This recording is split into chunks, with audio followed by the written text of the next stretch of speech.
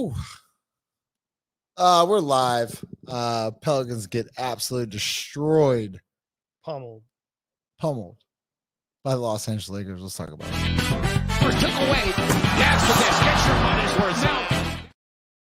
Presented to you by the Birdsall Lawfirm, the official injury lawyers of Pro Pels Talk Located 19 Poydras Street by the Superdome. Give them a call at 504-523-5413 if you someone who has been involved in an accident. The Birdsall Lawfirm, the official injury lawyers of Pro Pels Talk right now. There was an accident tonight. Jesus Christ. It's me, Ross, Birdsall. and Chaz. Somebody to call. start. There's a lot of comments. So first and foremost, I appreciate. First off, I got to shout out y'all. I'm gonna take this time right now. So Chaz, Ross, Lido, Chris Connor, Jarrett Reed, 79 out of 82 games we have recapped. That is a shout out to all of y'all that have been consistent. Shout out to everybody that supported the show. Shout out to everyone that showed up. There's so many good things to talk about. But tonight we're going to talk about what just happened against the Los Angeles Lakers. So, Ross, I'm going to start with you. 3 minutes into the game, throughout the week, we talked about how the Pelicans have played a certain way. JV was getting a lot of minutes. Trey Murphy was getting a lot of minutes. There was a certain rotation. Jose Alvarado was coming off the bench. And tonight it went back to a certain different way. We'll talk Brandon Ingram, but right off the bat, what did you think of the rotations tonight? I think it was embarrassing. I thought it was awful.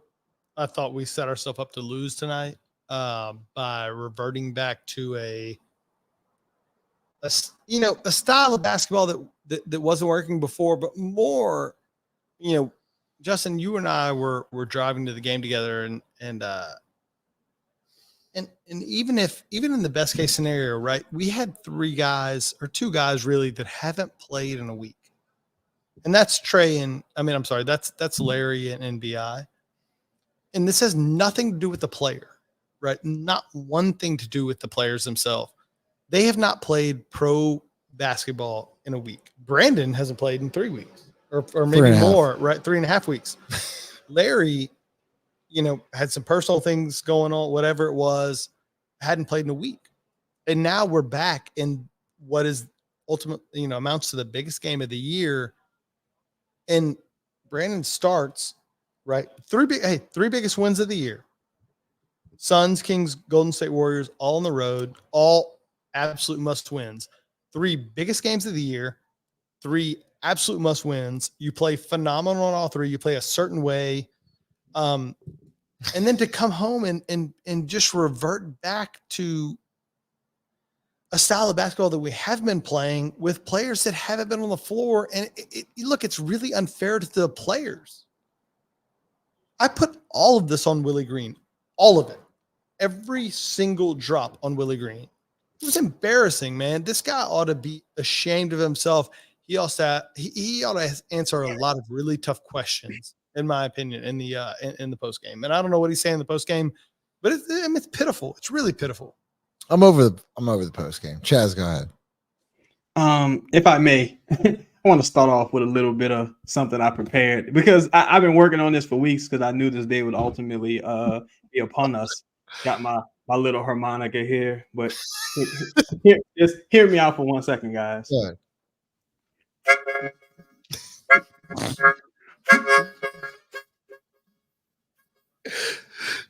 You ain't got a harmonica. Willie Green. I'm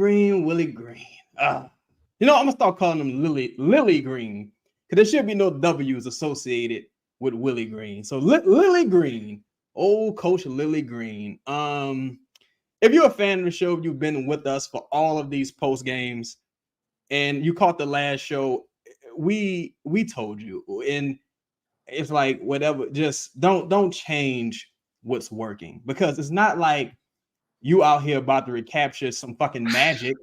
It wasn't working before. It wasn't working before. In the game, Brandon got hurt. You were down double digits. He goes down, and you lose that game. And you just he bro was, and it's not an indictment on Brandon. It's totally not. He's coming back from injury. Oh. But he was. I have no problem with Nothing. Brandon Ingram. No, None. I have absolutely no problem with him whatsoever in this instance. But it's like that's not how you spell losses. But he was averaging 16 points when he went down. You come back, you got this. You're beating teams that you probably don't have a chance at beating when healthy. If we keep it real. Yeah, you know what I'm saying? You got the 3 best victories of the year on back-to-backs. Zion's playing crazy, Trace playing insane, CJ, JV giving you what he can, and there's no Larry. There's zero coincidence that Larry Nance and Brandon come back and you revert to the same type of passionless, just weird, slow, lethargic basketball you've been playing all season. We said this after the last game. We said this Saturday? We said this shit like Saturday, Friday. We said it. We was like, yo, the worst thing that could happen is that. What up, Lito? Shout out to you, bro. Lito! Lito, you might have missed it. Not on Lito. Not on Lito. Lito's here. Hold on, Lito, because you had missed it. Hold on. Damn, son, where'd you find this? I'm going to play it for you again.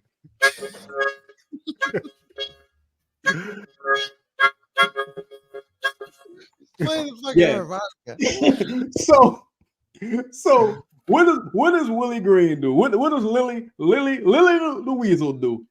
He throws these guys back out of there into live combat, much like he did with Kyra Lewis, much like he did with fucking what's dude Jackson Hayes, Tony Snell. Don't forget Tony Snell. Tony Snell, and look, I'm gonna keep it a cool dollar with you. Oh, Chris coming in. Pause. That was crazy. Chris, I'm gonna keep it real with you. If Brandon played today, that means he probably could have played a couple days ago. So if you were going to try to reintroduce him into playing live action basketball, you should have did it against a bad team or against second units. Because if you notice today when Brandon who's up, Chris? Oh, Chris, you missed it. It's like they play. Hit the harmonica again. Do the harmonica again. Damn, son, where'd you find this? Hold on. Go ahead. Wow. We're off to a hot start. But yeah, look, the man clicked. Like, if you look, we know this all season. Brandon and Zion, they typically don't play well in the same game. Like they don't play well at the same time on the same floor. You know what I'm saying? So that when you saw BI doing his thing, because I thought he closed that first quarter. Excellent. Yeah, I thought he was excellent to close that first quarter. He probably used up all of his fucking spirit bomb in that particular little run. But Zion out on the floor, none of the guys, like, you can tell the starting unit had no idea what to do because they've been playing a certain way this entire time up until today. And Chaz, I hate to, I don't mean to cut you off there. No, go ahead, I'm done. But I think that really is where this conversation needs to go, right?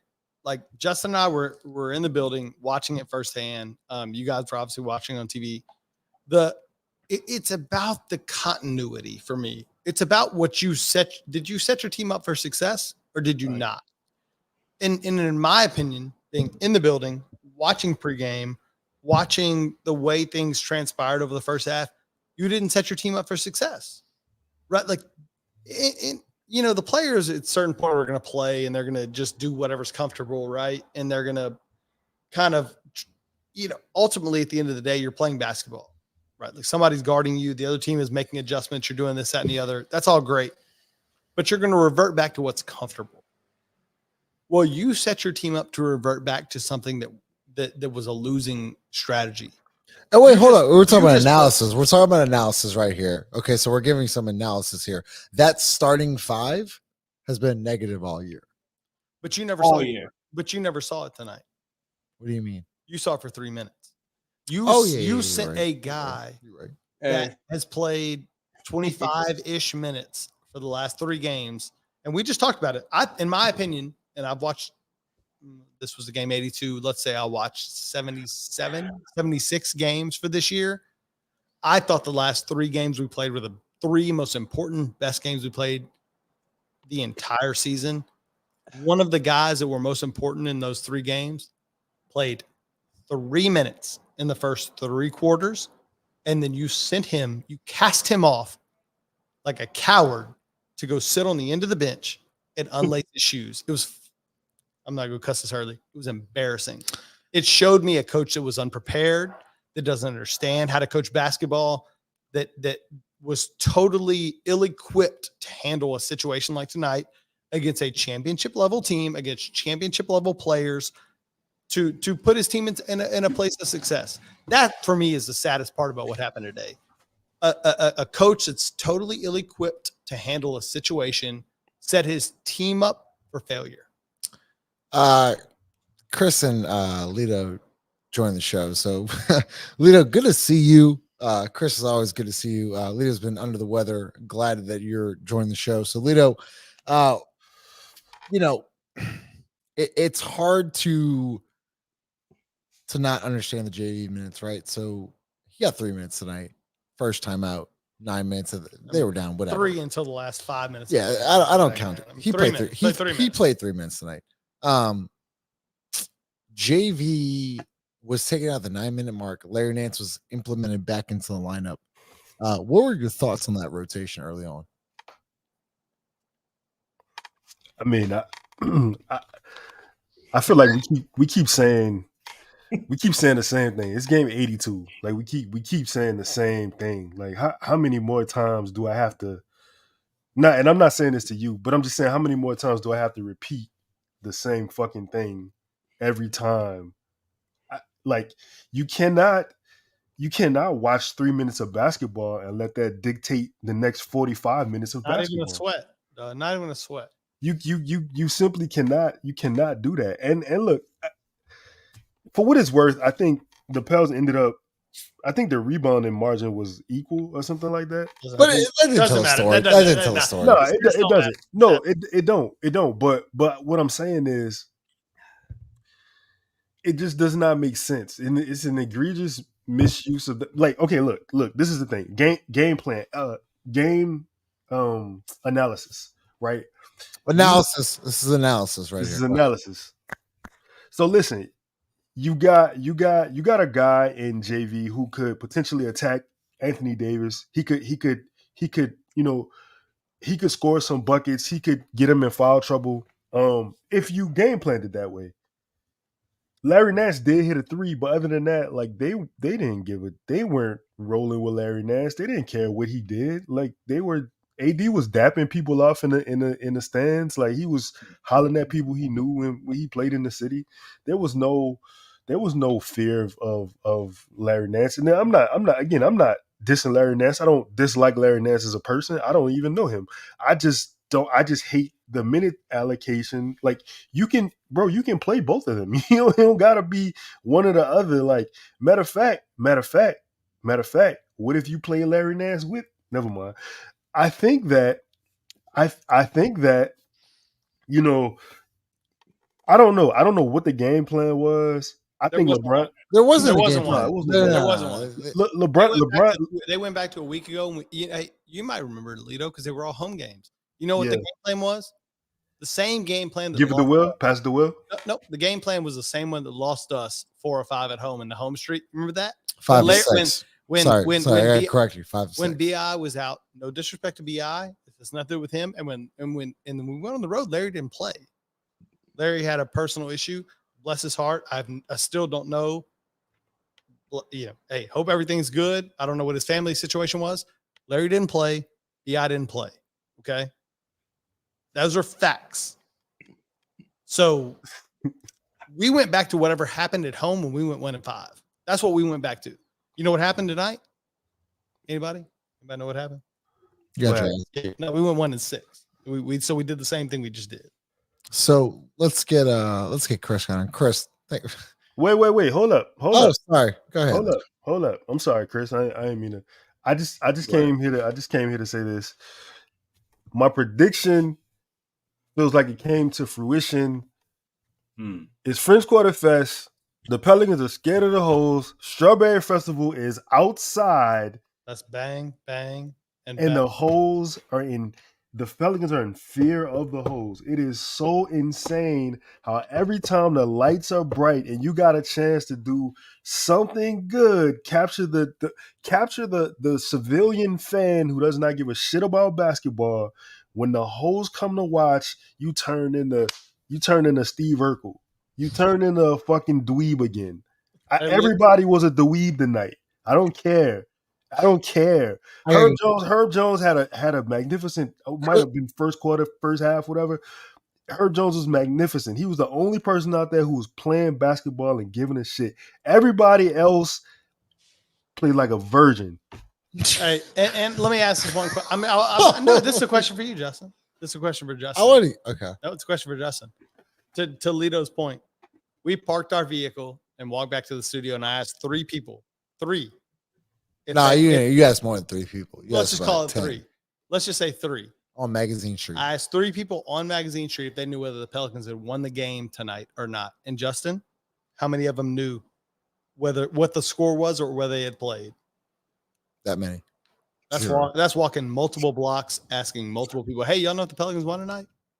No one even knew they played. So, Chris, Trey Murphy did not start tonight, and me and Chaz talked about this a lot. Welcome, and I shouted y'all out before, by the way, Chris and Lito. I appreciate that. You. I appreciate Lito, Chaz, and Jarrett, who's literally in the building right now. Ross, 82 games. Appreciate you. 82 games. Y'all went 70 out of 82. We went 79 recaps out of 82. So appreciate y'all. Y'all's hard work. That was fucking awesome. Trey Murphy tonight. He plays 32 minutes, goes 3 of 6, goes 4 of 8 from the field, 3 of 6 from deep. And I talked to Chaz a lot. Over the last 4 or 5 games, CJ and Trey have combined for like 25, 26 threes, and we're shooting at a high clip. Well, tonight, CJ McCollum goes 4 of 9 from deep, and Trey Murphy goes 3 of 6. So they only got 15 3-point attempts tonight. Is that a question? You know what the question is. Go ahead and answer. Oh okay. It didn't have a question mark. It didn't have a question mark. I should have to ask the question. You know what I'm. Okay. There's a style of play, Chris. Chris, there's a style of play where the Pelicans saw. There's data. This is analysis. So I just want to point out this is analysis.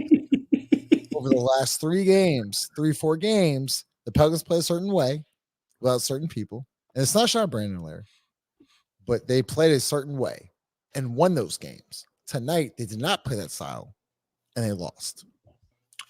Okay, so if I'm going to survive the rest of this show, I don't have any OD. I don't have what y'all been drinking over there. I don't have the medicine that Lito been taking to get better. We need to shift the energy a little bit for a second. Hold on, give me a moment. Company Burger is the official burger of Pro Pels Talk and Boot Crew Media. Located at 4600 Birdsall Street, Company Burger has been locally owned and operated for 11 years. Grind the meat, bake the buns, make the mayo, get the homemade tots. Company Burger uses Creekstone Farms prime beef to create the best burger in the city with milkshakes to go and a full bar. Company Burger is open every day besides Tuesday from 11 a.m. to 10 p.m. Can't make it out? No worries, we have you covered. You can order online right now at thecompanyburger.com or check them out on the Toast or Uber Eats app. Company Burger, the official burger of Boot Crew Media. Wait, How about that? I just noticed. You cold-blooded, bro. You cold-blooded. When Justin bit the burger, he was like, "Yo, this shit hot." His fingers got loose. Man, it's commercial. Go ahead. Fingers got loose. It's crazy, Lito. But look, I know we've talked a lot, and we talked before this game about how the lineup would change, and you guys we all had thoughts. I don't know if we all were in agreement, so we were different in regards to what we would do with the starting lineup. And I feel like I have a feeling about how you guys all think. We talked about Jonas outside of today, and I had a bunch of different thoughts about Larry or about Jonas and Larry coming back and playing Cody Zeller for a few minutes and not playing Jonas. But I feel like this is the last game of the season, right? So I don't want to end the regular season where talking about the same shit personally again, because it's just gonna make me like it's gonna give me a headache. I want to talk about something else. Personally, let's talk about Zion. Okay. Zion didn't play well. Zion, and we could talk about a bunch of different factors and reasons as to why, but his energy wasn't there on either side of the floor. And I get we've all had to adapt to our environments quickly. And I'm talking about us on the show. We've all been put in situations, maybe some more than others, where the circumstances around us, they do not dictate the effort and the production that we put out. And I want to ask you guys, like, if you're Zion, he let Taurean Prince drive past him a couple times. Bro. Taurean Prince drove past Zion Williamson, I think on back-to-back possessions. Rui beat Zion off the dribble. This is the guy who was on an island in stretches against De'Aaron Fox. We saw him guard Steph Curry. We saw him get down and defend. That same guy wasn't present tonight or today. Offensively, he wasn't aggressive to start of the game. It reminded me a lot of the Phoenix game, not the last one in Phoenix, but the last one that they played in New Orleans. They weren't physical on defense. LeBron got to wherever he wanted to. I'm talking about everybody. Now, we all got our issues with Willie Green. And I don't like the Jonas situation. And you can see that they were out of rhythm 100%. But Zion Williamson in a game like this is what this the third time where he's played LeBron James and looked like he was just a regular guy out there for certain stretches. If Zion's going to be the guy, like no matter what the situation was, they had no reason to lose to be down by 25 points, y'all. I don't care what it was. They were down 35. They were down 30. They were down 30. Okay. They had no reason. I don't give a fuck if they didn't have a coach tonight. I don't care if they'd have been better if they didn't have a coach tonight. They'd have been better if Chris Paul was returning back to the Pelicans to the starting lineup. I don't give a damn what the situation was. There's no reason that they should have been down by 35 points. So it's an embarrassment all around. But I think some of that you got to give responsibility to Zion. Zion got to come out. He didn't look, even from an energy perspective, he didn't look like the same guy he was on the road. And I don't think it's right if you are a superstar. We can't attribute that to just one guy. It's on him, dog. He's an individual. He's a star. He's a superstar. He's a dude to say he lives with his competitive shit, right? Well, you got to go out there and you got to prove it to me one way or another. And this was a game where I don't think he did enough. He didn't play well enough either. You know what I'm saying? But Chris, no, we're not. Does it not go back to like putting your best players in the position to succeed? Like your best players. Y'all not wrong. Y'all not wrong. But it doesn't excuse him. It's what I'm saying. All y'all made valid points. I think it's all right one way or another. All of it's valid.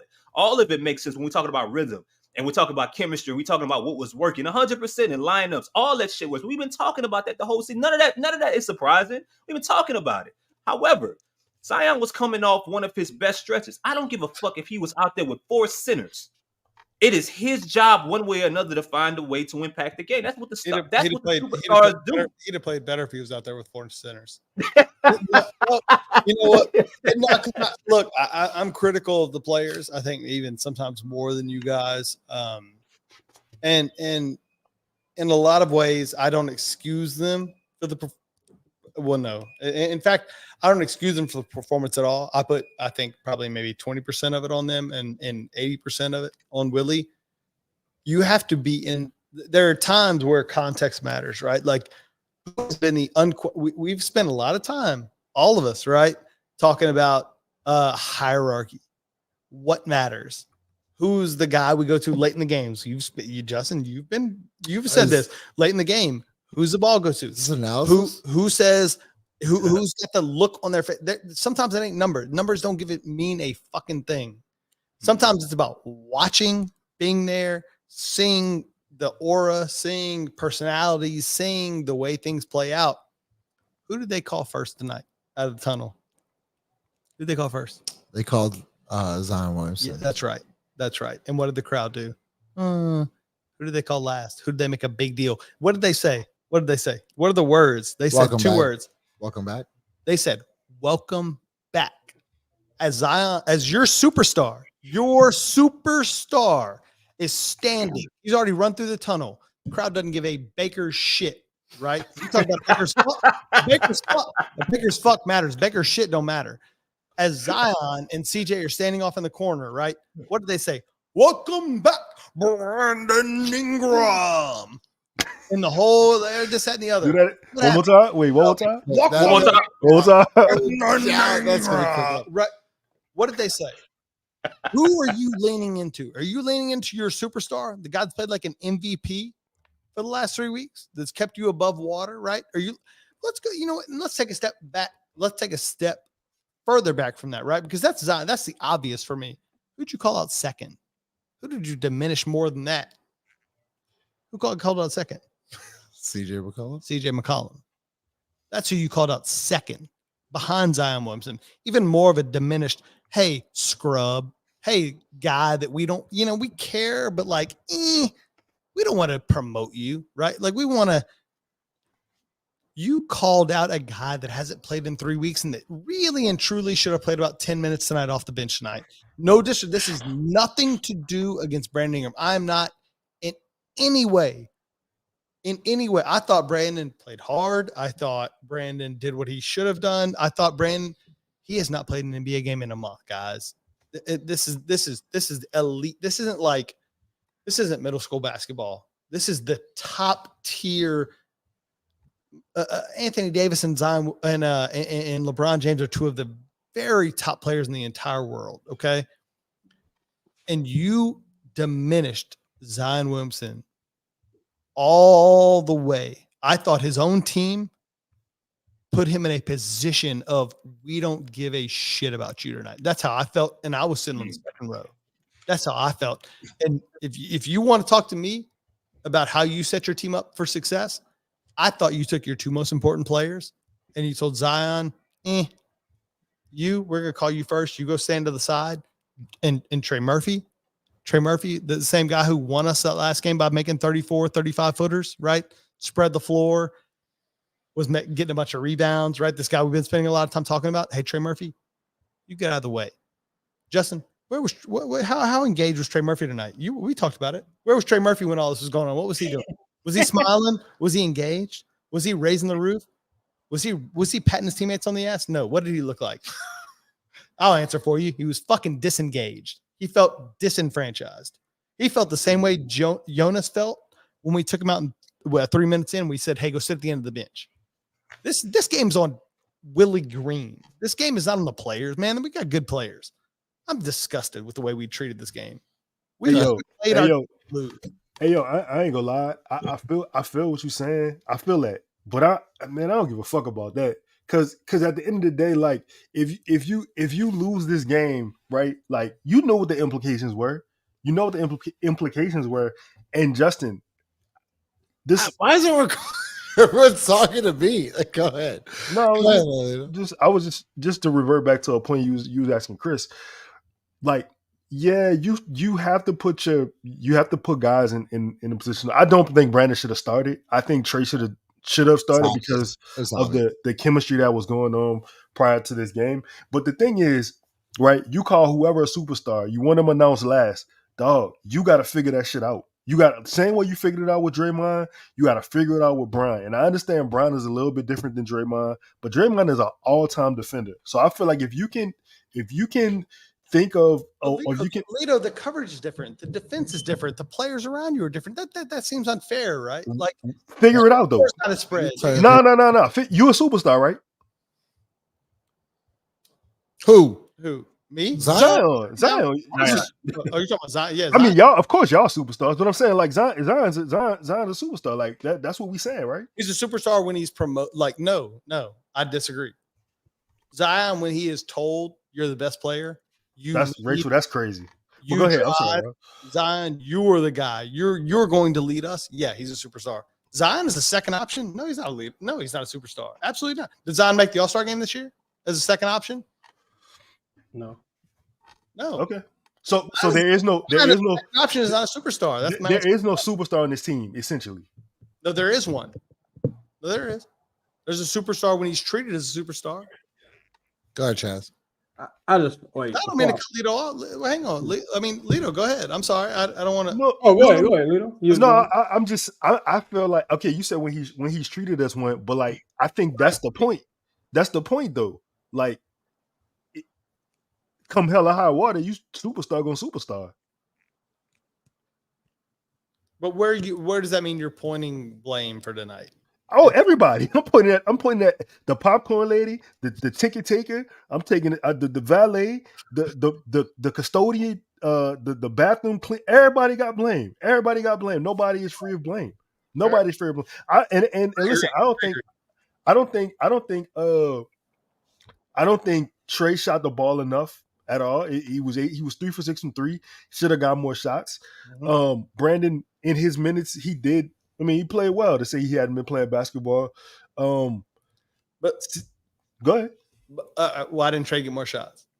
Well, I mean, he didn't. Yeah. Why didn't Zion play better? But that's what I'm saying. We got to get back to the root cause. Can I go back to this point? Like, we'll go from Chaz to Chris.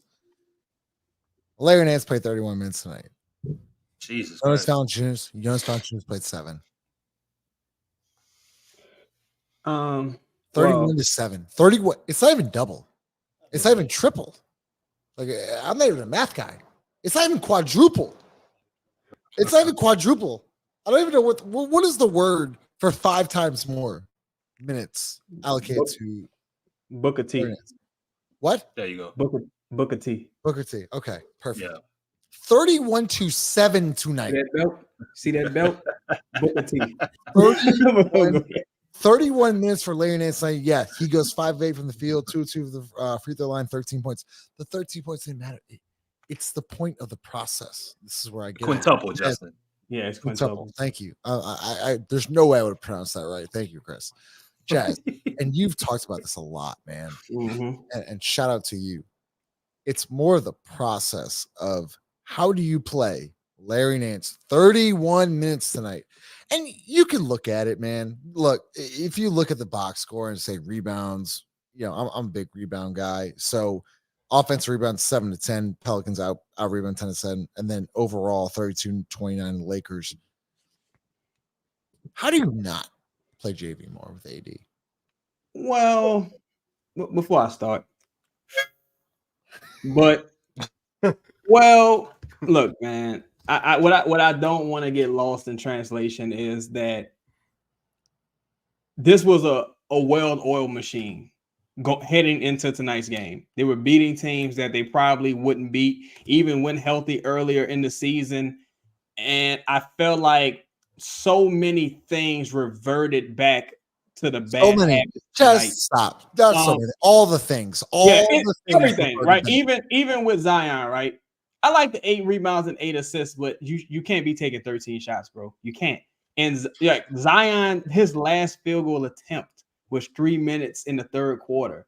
Like, how many times have we seen that this season where it's like, when this team is healthy, it's like, well, fuck, Zion didn't get a shot to the second half or the end of the second quarter. It's like so many things reverted back to the bad habits. And I'm going to keep it a buck.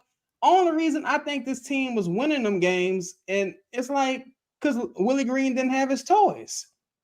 Willie Green didn't have his toys, and the reason why that's a little crazy. Yeah, it's a little crazy. And, respectfully. Oh, Chaz. No, you know what? What he said? Yeah. You know what, Chaz? On this show. Wait, what did he say though? Accountable. Thank the Lord. Thank Coach Harbaugh. I said Willie Green didn't have his toys, but then he repeated it.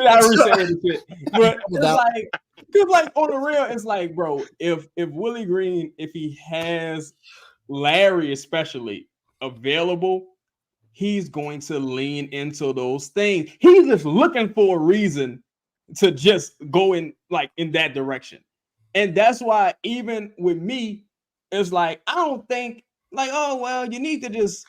B.I. just got to change the way you play and da-da-da. I'm like, no. For the regular season, you got to get them dudes off the team. They got to be off. They got to be out the building because if Willie Green got a chance to lean into that direction and to revert into, I'm gonna say the fucking organization.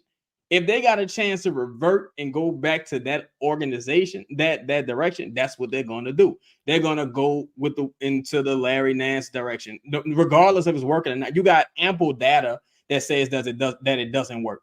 Ample data. Like you got more data than you need. Hold up, time out, Chaz. Is this analysis right now? Are you giving us analysis right here? Well, it got the word anal in it. Okay. But so shout out to No Scale. But anyway. So yeah. Here's the crazy thing about saying that. It's like no one wants you but me. You should just take me. So what, I beat on you all the time. So what, I cheat on you. So what, I give you the clap. No one wants you but me. It's like, this sound fucking stupid. Like, this, shut the fuck up, you no self-esteem having motherfucker.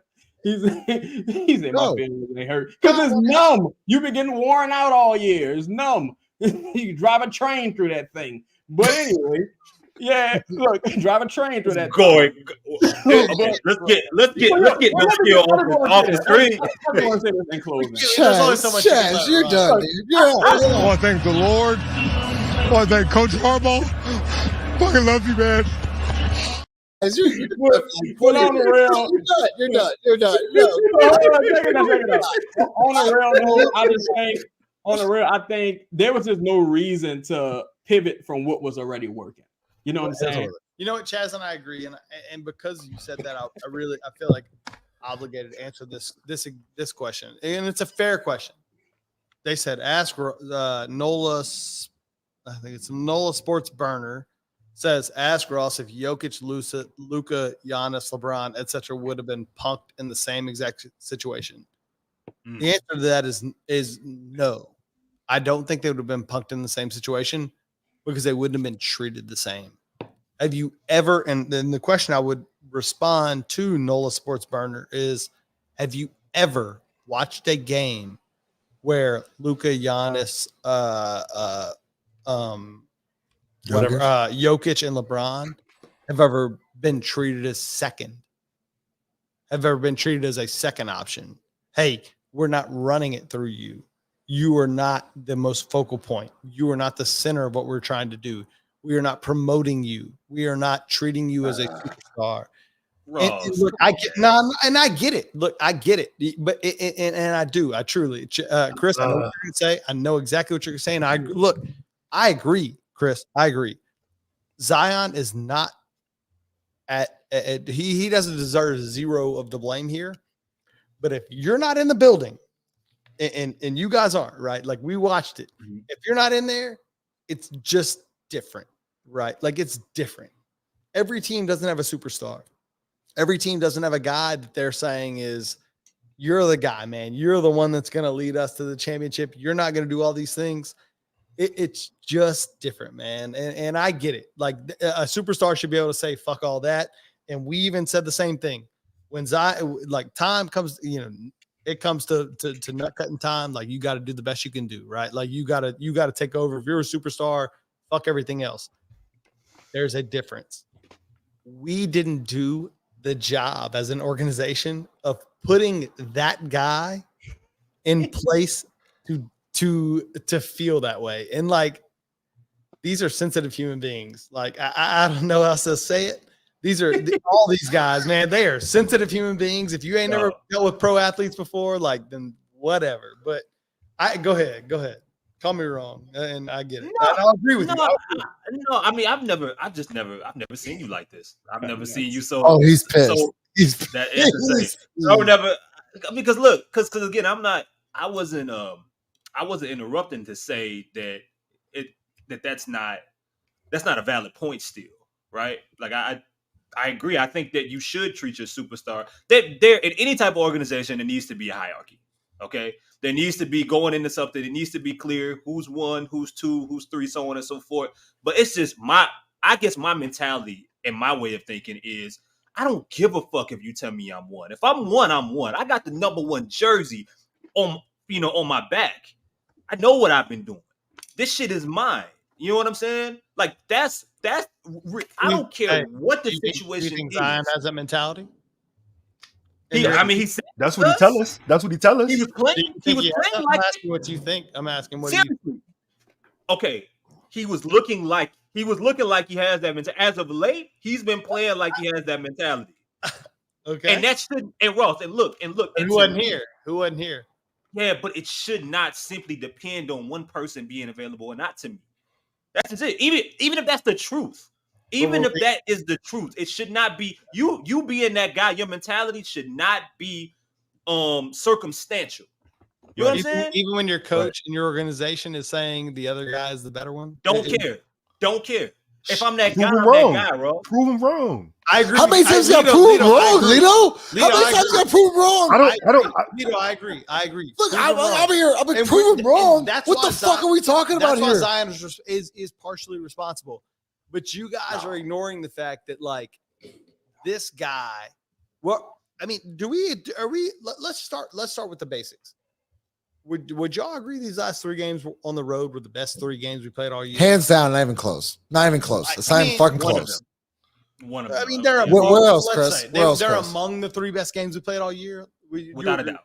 Among the 3 best, right? Without a doubt. On the road without Brandon and Larry, right? Let's just say that, right? And this, I hate doing this shit because Brandon's not the problem. That's what fucking drives me nuts. It's like Brandon I is hate not the doing this problem because it pins it on me as like, oh, there's a Brandon.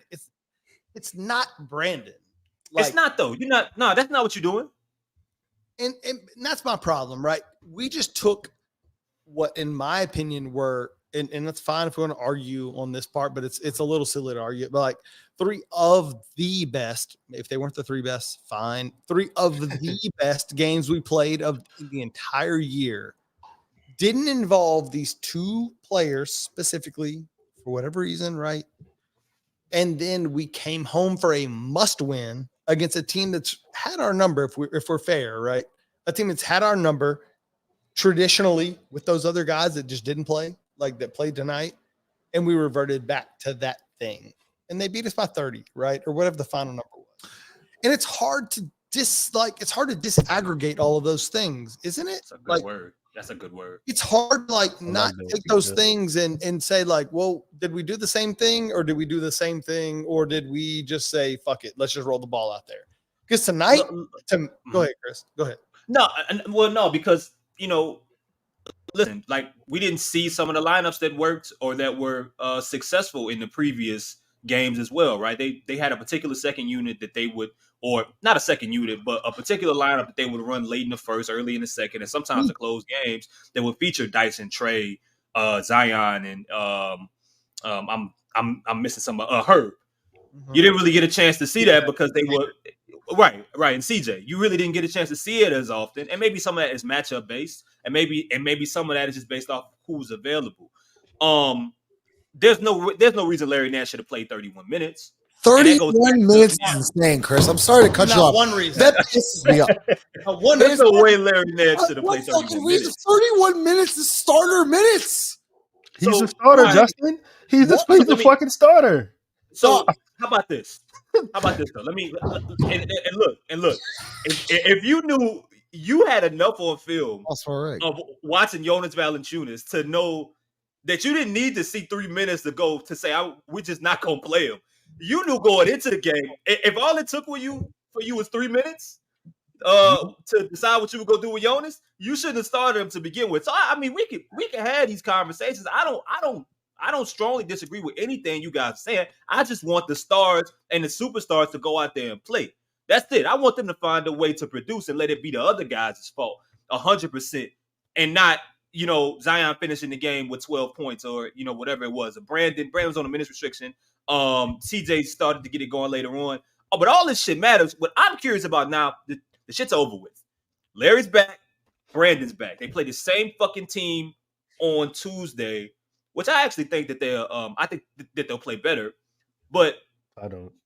Where do they go from here? Because we know Jonas is going to start, and we know Larry Nance is going to play. We know Brandon Ingram is going to be in the starting lineup. Where do they fucking go from here, and how do they beat the Lakers on Tuesday? Wait, Ross, this is my point. If I'm Zion, Willie Green doesn't get to decide if I'm guardable or not. He doesn't get to decide if I'm the fucking guy. I'm the guy because I'm the guy. That the game plan does not determine. Lito, what if you're not the guy? What if I told you What if weren't you're the not? guy? Yeah. What if I told you weren't the guy? Do you verbally tell me that? Oh, Did Lito, like, you you ain't the guy. Like the guy. You know what they did? like, You know what they did, Lito? They verbally told you that by putting you first in the announcements and then made a big deal about who came out fifth. I'm gonna fucking score 60. You talking to me. I'm gonna score 60. I'm gonna take that shit so personally. Well, we've already talked about how Zion can't score 40 in a game. Well, he not okay. He's not. That's not his style of play. It's not his game, right? And part of I feel like we making excuses for Zion. That's what I feel like we doing. I'm 100%. I feel like we making. I'm not arguing that. Lito, I agree. No, no. You're right. I am making an excuse. Lito, the coach's job is to stop. The coach's job is to put his players in the best position to fucking succeed. That is your number one job as a head coach. It don't matter if you coach basketball, baseball, football, soccer. I don't care. You put your best players in the best position to succeed. Tonight was not the best position for Zion Williamson. I ain't trying to hear that. I ain't trying to hear that. Figure it out. I ain't trying to hear that. This is the real world. The real fucking world. I'm the 20%. You're right. The figure it out for me is the 20%. You know what the 80%? Let me add. You know what the 80% is? The 80% to me is, hey, you're that guy, but you're left-handed and I just cut your left arm off. Are you that guy anymore or no? Right? No, you're probably not, right? Because it's do the way teams let's revert the question. Do teams defend us the same? And this is why I wish you could pull the dumb shit up, right? What's the dumb shit? Do teams defend us the same with Brandon on the court or with Trey on the court? No, absolutely not. No, they don't. Right? So there's a difference. Well, no. You can't stop it there, right? Because this is a real world experiment, and a real world experiment involves things looking different. And so if Zion has gotten used to over the last 2 or 3 weeks of things looking the same, this is not Steph Curry. Zion is not a superstar in the same way Steph Curry is. Steph Curry, you can guard a million different ways. And if he decides to hit shots like he hit on Dyson in the fourth quarter, it don't matter what the fuck you do or who guards him or what the hell you do or anything else. It does not matter because he alone takes the court and makes it look different. Zion doesn't do that. And so that for me, go ahead. That for me, though, is the way you can't analyze this the same. I'm not saying coaching doesn't matter. I'm not saying game planning doesn't matter. I'm not saying that at all. I think all of that is important. I think who you play rotation-wise with that person, how it fits their skill set is important too. But what I'm saying is at the end of the day, what are you going to do about it? But if the offense, what do you mean? What are you going to do about it? What I'm going to do about it is different if I'm not the lead. Like, there's Ross, you gonna go 4 for 13? You gonna go 4 for 13? Hold on, No. You gonna go 4 for 13? The ball is not inbounded to me. Like, I don't understand the question.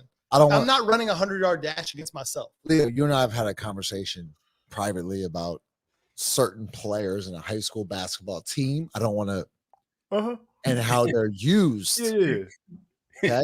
And how they're used, right? I don't want to shout out any high school players or whatever, but you know who I'm talking about, right? And he's very frustrated with the coach, on the team, and so on and so forth.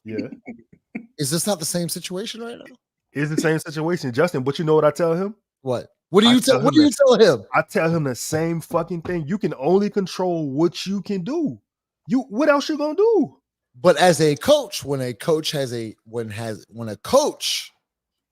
has all the power, he can't do much. Look. Let me ask the question, and I'm not asking this to be rhetorical. I really want to know the answer. Yep. Do you guys believe that if they keep the lineup the same and Brandon comes off the bench, do you guys believe that they win this game? Brandon's not the problem. I don't think Brandon's the problem. No. But Justin, hold on, bro. That's not what I asked you. I didn't ask you who's a problem. I just asked you if you thought this isn't to pay anybody in the corner and ask if anyone's the problem. I'm simply just asking. Let me get this one first. Let me get this one first. I thought, no doubt in my mind, as a coach, Brandon should came off the bench tonight. And that's Bro, not what the shocking. fuck are you? What is? Hold on 1 second. So say Filipino. What the hell? Right. That's a random question. I didn't even see it. Fuck out of here, man. Fuck out of I here. did not think after 3.5 weeks, Brandon should have started tonight. Fuck After seeing the success the starting lineup had, the bench had, like me and Chaz talked about this literally before the game or before the stream started. Brandon feasted on that second unit tonight. Like, Okay. we all But talked you about still it. answered my question. But like the question is, do you think they win tonight? Do you think they win?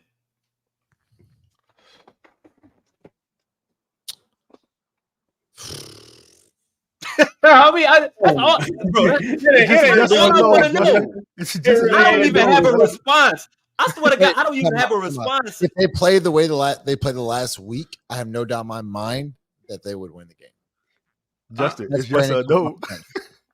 That's Brandon coming off the bench. That's Brandon coming off the bench. Yes. Yeah. With Larry with 0 minutes, and that means Jonas Valanciunas has more minutes. That means Trey Murphy has more minutes. That means CJ McCollum has more minutes. That means yes, I do believe that. I believe that Brandon came off the bench tonight and feasted on second units like we talked about over this last week, and they played the same exact way. I do believe they win. I absolutely 100% do, because that right there was sustainable. That right there is you're getting up 38, 39, 30. Your best players are fucking playing the most meaningful minutes. Yes, I do believe that. Chaz, what about you?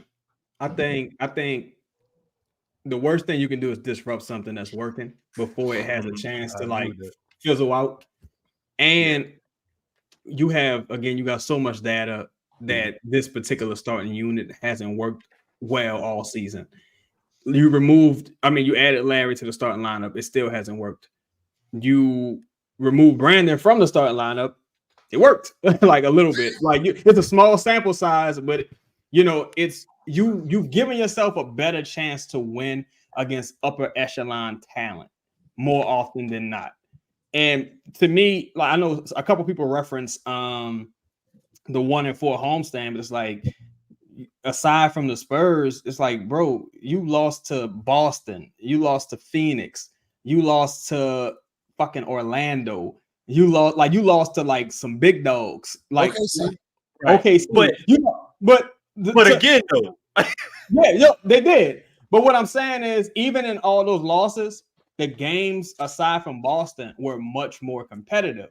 I think the Pelicans play with a certain amount of freedom, speed, pace, shooting, etc. with BI out of the lineup, just because you can kind of see in body language from even on the TV. They didn't look happy to be there. They look kind of weird. But I think they give themselves a much better chance to win if Brandon would have came off the bench. And the biggest point to me is that you had no reason to start him. None. Zero. And that's not a shot at Brandon, Chaz. I don't mean to cut you off. Yeah, it don't got nothing to do with him. Fucking reason to start Brandon. I'm sorry. There was zero reason. I told you going to the stadium. There's zero reason. There's hold on. That's the reason to start him. Coach Knapp, calm down, Coach Knapp. I'm just right, saying. I'm just saying that it has nothing to do with Brandon. Brandon, to me, at this point, I accept Brandon for who he is at this point in the regular season. Playoffs might be something different, but in the regular season, Brandon could be anybody. He could be Drew fucking Holiday. I just think if you're a coach and you see something's not working, it hasn't worked all season. They played 50 plus games together. This is analytics right here. They played 50 plus games together. Hasn't worked all season. And you tried different lineups. You tried starting Larry in the second half. That hasn't worked. You play JV as few minutes as possible. That hasn't worked. I think the Pelicans, the difference between tonight and some of the past games with the Pelicans, Kings games, Suns games, that the Pelicans, they start fast. Even that Warriors game, they get out to a lead and they just keep you back the rest of the game. I think that's how the Pelicans are made to play. And I think with Willie putting Brandon in the starting lineup, there has to be an adjustment period. They got to get used to playing with Brandon again. You're taking away some 3-point shooting. You're taking away spacing. And it's just like, you did kind of tie the team's hands behind their backs, and it has nothing to do with Brandon. Brandon could be anyone. I just think the coaching staff kind of did less justification in y'all's opinion. Was there less justification of starting Brandon, or of having Larry come off the bench after not playing for a week or whatever it was and playing 30 minutes? Which of those was more egregious in your opinion? It's the other one. I think you could have justified playing Larry a little bit. Not that many minutes. Not 31 minutes. Chaz, what is the other one? Chris, what's the other one? What? It's the Larry Nance. It's the Larry Nance situation because again, like you're putting him. A lot of your best lineups in these last few games, they didn't have a fucking center out there, and we didn't even get a chance to really even see that. Like they were playing some really good. Chaz, you talking about the pace that they played with and how they were able to move the ball and get out in transition. Well, a lot of that is because those lineups that they were running, they were getting shout out to Dyson. Shout out to Dyson. Dyson was they were getting stops. However, what and I don't want to go away from Ross's question. What I'm asking is, or what I'm curious about is, LeBron's different because you don't have anyone strong enough. Like Dyson can pressure Steph to respect him and even Herb to you can bother De'Aaron Fox, right? You can even bother Devin Booker to some respects. They did a decent job in making Kevin Durant's life a little tougher. Now I don't know the option in a pick and roll where they're not getting through Anthony Davis screens, no matter who the fuck is out there, and you already can't handle LeBron James and getting a head of steam or handling his strength going downhill. I don't know what they end up doing when it comes to that matchup. But Ross, yes, it was. I mean, to me, like, I'm sorry, it shouldn't have been Jonas figuring out, watching 3 minutes and saying, "Yo, we just gonna run Larry the rest of the game," and then putting Cody Zeller in the game and not instead of Jonas at that particular period. Like none of that made sense because it wasn't giving you anything that was providing results, and you should have known that through previous matchups. Can I address this? Because I've seen this a few times. I think people just don't have a firm understanding of what I think. I know for me, for what I'm saying, it doesn't matter how many minutes he's played. What matters is he started the game. He disrupted something that was already working. So now it's like, yeah, for me, I feel like a lot of the onus is on Zion just because I know you have the talent to do something. If I didn't think you could do it, I wouldn't put any onus on you. But at the same time, you have to know who you're dealing with. Like me, I curse a lot. I'm drinking a 40. So if you want to do it, if you invite me on the show and you're like, Chaz, no cursing, it's like, well, I probably shouldn't be on the show. Like, you know what I'm saying? I probably should be doing something else or doing my own show because I curse. So if you know that this team, again, got so much data that the starting unit's been bad, you know that some of these guys are a little mentally fragile. Shit, the last time CJ probably played bad it's been a while since I saw CJ really put up a stinker, to be honest. And I don't think he played bad tonight. I just thought he got out the gates really slow. And it's just like, there was just so much confusion to start the game. And with, I don't know how to say your name, I'm going to just call you KT. What KT not understanding is the Pelicans' only way to beat good teams is to get out to a lead fast. They got to start fast. They got to start with a 20-point lead and just play the rest of the game, keeping them motherfuckers away. That's how they've been able to beat good teams recently. And when they starting out the gates and they going bucket for bucket, or they trying to battle back from a deficit, they don't really stand a puncher's chance 9 times out of 10 because they don't have a lot of self-creators. The offense already been shitty like most of the year. Sometimes they don't shoot enough threes. Willie, you got a coaching disadvantage. I'm gonna play one of my classics. Hold on. You got a coaching disadvantage. Every game you play, you going 5-on-6. You're going 5-on-6. And if, hold on, Ross. Let me bring it full circle. And if the ref's not on your side, you're going 9-on-5.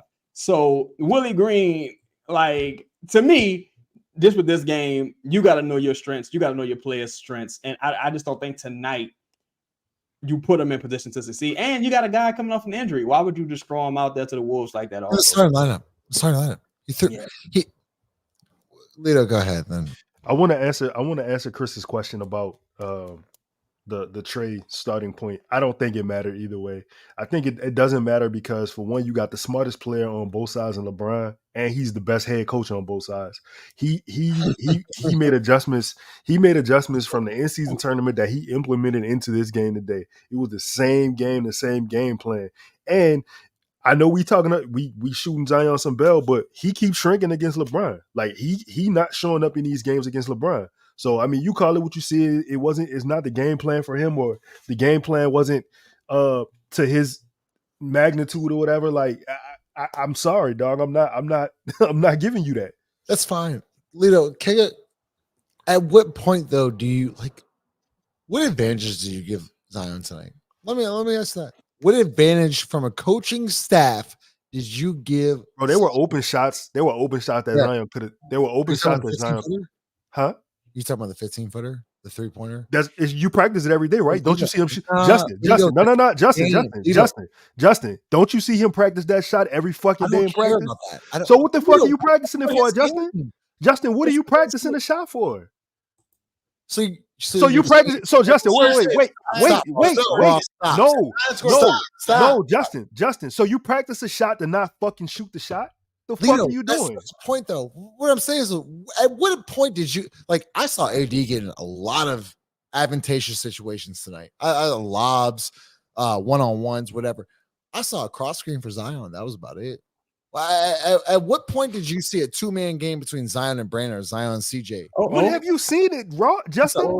Justin, you ain't seen it in 82 games. You think you go get it? Lito, that's my fucking point, though. Is like, at what point do we see, like, can Zion get in an advantage situation where he can play one-on-one with fucking Austin Reeves? 13 shots, man. He took 13. Like, Lito, I know what you're saying. Hold up, Lito, I know what you're saying. I get it, and I appreciate. Like, I agree with you, but at the same time, like, your best player can't get 13 shots. Your best player can't be the third option. You can't. That is not a thing. No. How many times did we see Point Zion tonight? How many times? How many times you saw? Seriously, it was kind of dead. But yo, to me, I think it all goes back to just knowing who you're dealing with. Like for me, I kind of just accept that. Zion, I think he's a physically tough guy, but mentally, I think he's a person that's easy to throw off his game. You know what I'm saying? And was LeBron okay? Fine. Was LeBron sinking tonight? Would you say LeBron was sinking off of Zion tonight? Would you say that?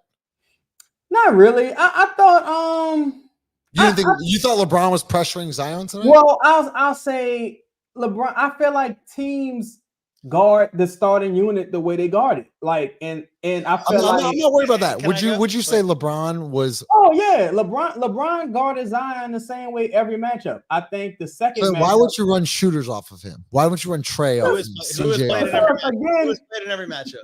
Because again, Willie Green, we're killing ourselves here. Again, Willie Green, but that's my point. I'm trying to provide some clarity and just bring everything full circle. Zion is a guy that's easier to throw off his thing. I don't really think it got much to do with LeBron. It was easy to throw off of his. And I felt like if it was easy to throw off, a guy that was mentally a little bit fragile, would you, as an owner or a GM or a coach, right? You can't lean into that shit. Purposely throwing him off fragilely. And that's the thing. You walk up to your best player, you're like, "Hey, man, I think I saw your old lady talking to somebody else." Right? Would you do that? But here's the point. Insanity, man. Here's the point. You're right.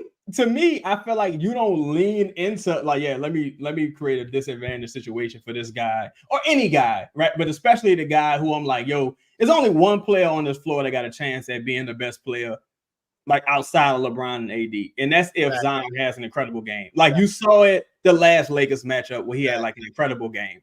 So my thing is, and that was a Point Zion game. My thing is. To Justin's point, you didn't just go away from like you gotta just again you gotta know you're dealing with this dude. He's a person. He's a budding like super duper star. He's not like there ready to where like I'm gonna. No, it don't matter what you do. He's not LeBron. He's not Steph. You know what I'm saying? To me, and even let's say even if he was just a high end role player, let's say this motherfucker a high end role player. you should probably cater to your best high-end role player. Just considering the situation at hand, right? I don't know. We got 4 on the show. That Warriors game was there. I don't know if this Warriors game is the Super Bowl or what, but this team just looked flat. They looked at disinterested, truthfully. And to me, the only thing that I can point to that has changed is that you brought the 2 guys in who they kind of were playing bad all season. Like we saw JV on the sideline, y'all saw Trey in the thing. It's just like, hold on. Do we have the picture? Do we have this? I don't know if it's loaded up, but that was a pretty. Ross, can you send that to Lala? Send it to Lala on the one. Lala, do JV. So Ross, send it to Lala But overall, I felt like everyone should have played better. Like this whole team should have. JV. I'm sorry, I got it, Chaz. Let me cut you off. I think I might have it. Oh yeah, you gotta zoom in though. You probably gotta zoom in. You gotta probably zoom in. This was literally transition. Like the Lakers had gotten a steal and were transitioning to the opposite side of the court. And this guy, I felt this is not JV's fault, man. Like I would do the same thing. I literally would be so disinterested. JV is totally disengaged, and this is probably about 6 minutes into the game. Like that's think about that. A guy you were starting. Why play him? Why play? Look, why play him at all? Why? I gotta look. We're about to go to a commercial break, so we're gonna go for a couple hours, hour and a half, 2 hours. So we're gonna get to y'all's fan question. I got so much hate for this tweet, and I wanted to say this. So Jake Hardy, shout out to Jake. He runs all of our BCAM socials, all that. He's a legend. Him and Lala are like the 2 of the best in the game. I quote tweeted this on February 22nd. I said, I think we'll finish the 7th seed, we'll win the play-in game, and we'll beat OKC. Or I'm sorry, we'll beat the Wolves in the first round of the playoffs. It's not going to be the Nuggets. Allegedly, if we win, I got a lot of heat for this. I just want to say sometimes it's okay to apologize, right? Like, I didn't think that I didn't want to be the 7th seed. But look at the schedule. I look at how we play, and this is what happens. It came down to game 82 for y'all to realize that you saw a week. You saw a week of what it looked like to play basketball at a high level. Zion Williamson was number 1 option. Trey Murphy was incredible. CJ McCollum was incredible. Jonas Valanciunas was playing 25, 30 minutes. And you reverted back to what you played the first 75 games of the year. It wasn't a loss. It wasn't a losing effort, but I mean, Zion 32 minutes last time versus the Lakers. He had 39 and 5 and 2 stocks, I guess you call the shit. But overall, look, man, that's why you make the big bucks. You gotta.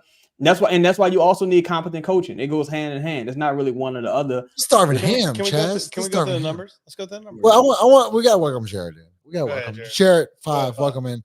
I'm first and foremost, I shouted out everybody that came on the stream about like the hard work, and like Jared, you're obviously in the forefront of this. Like, shout out to you for being in the building almost every night. All the hard work and dedication does not go unnoticed. So Jared, shout out to you for all the work you put in this year. Go ahead, Jared.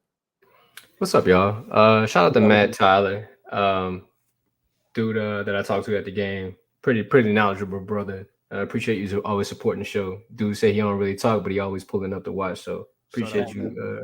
Appreciate you. Yeah, man. What else is to say? I don't even know what y'all talked about for the first hour, but I can only imagine. Oh shit! Hold on, my bad, 5. I ain't even bring you in right. Give me a second. Hold on. Quiet on the set.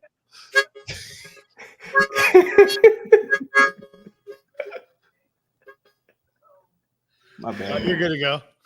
Dog, how many costumes does Chaz have, dog? If you watch any of like, this is only for special occasions. This is only for special occasions. This one right here. No, this is crazy, but no, man. I just wish we could see. I mean, they have 49 wins this season, and some people might think about this as like a really good season for the Pelicans, right? If you base it on previous year, but I think there's some level of nuance that you have to add, and context that you have to add surrounding this team, right? Like to not be able to, it's like, it's not about scoring points. It's about when you score said points and the ability to do that on a consistent basis. When you know there's a clear cut data behind it, the eye test passes it, that you can play a certain way and win games. To not do that on the big stage time and time again is why you get like the fandom behind it, where it's like it's doom and gloom, because you have no precedent to stand it on. You have nothing to lay to play JV 3 minutes and then only see him in the fourth quarter lets me know that there was no gameplay. Like that's your left hook. That's the thing that you had to change about yourself. Like, all right, I'm gonna put Jonas in to see if he can give it a go. Well, you tried that in the first quarter. You really did. So what's the point of even giving it a try? There was no ability to create an advantage through a mind perspective, right? I don't think Darvin Ham's a good coach. He just has the luxury of having LeBron James on his team. I asked CJ McCollum about this. I thought when the Pelicans went zone, I think LeBron's eyes lit up.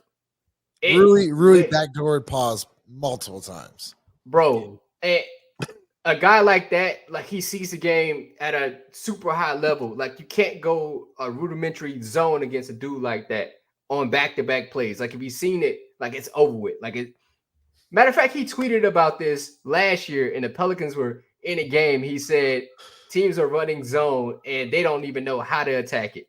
He said, my son could play in the NBA because of this. The Pelicans were playing when he said that. The Pelicans were The playing. Pelicans were playing when he said it. He said that. He tweeted. He tweeted it. So to think about that and like fast forward a year later and we're the team playing against him and they go zone and that dude has 13 assists in the first half. Mm-hmm. I don't know. You thought that was going to work? That's crazy. That's crazy. What? The statement like is it crazy or is like the thought process crazy? That statement on the screen is crazy. Yeah. All of the above, Justin. Oh, all wow. of the above. Yeah, I missed that one. That's fair. That's fair. So look, It's a good one to miss. We're hour 12 in. Make sure you smash that like button. I haven't even said that. So 470 people in the group chat or in the chat right now. Really appreciate y'all's support. We're gonna go commercial. What we're gonna do next is y'all gonna drop the show, questions, comments, concerns. There we go. Wow.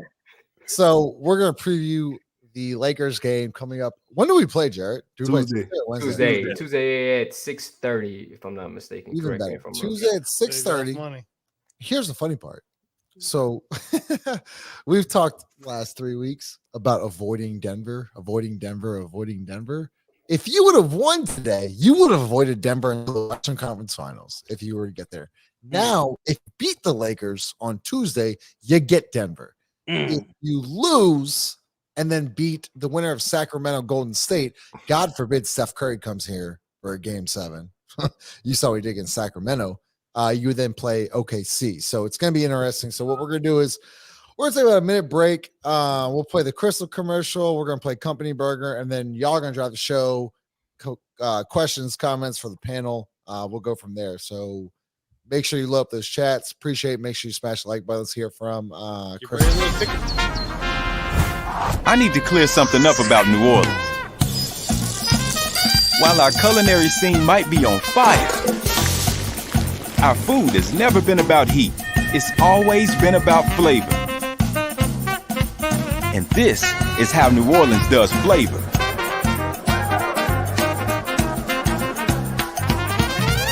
Are we clear? Crystal, how New Orleans does flavor.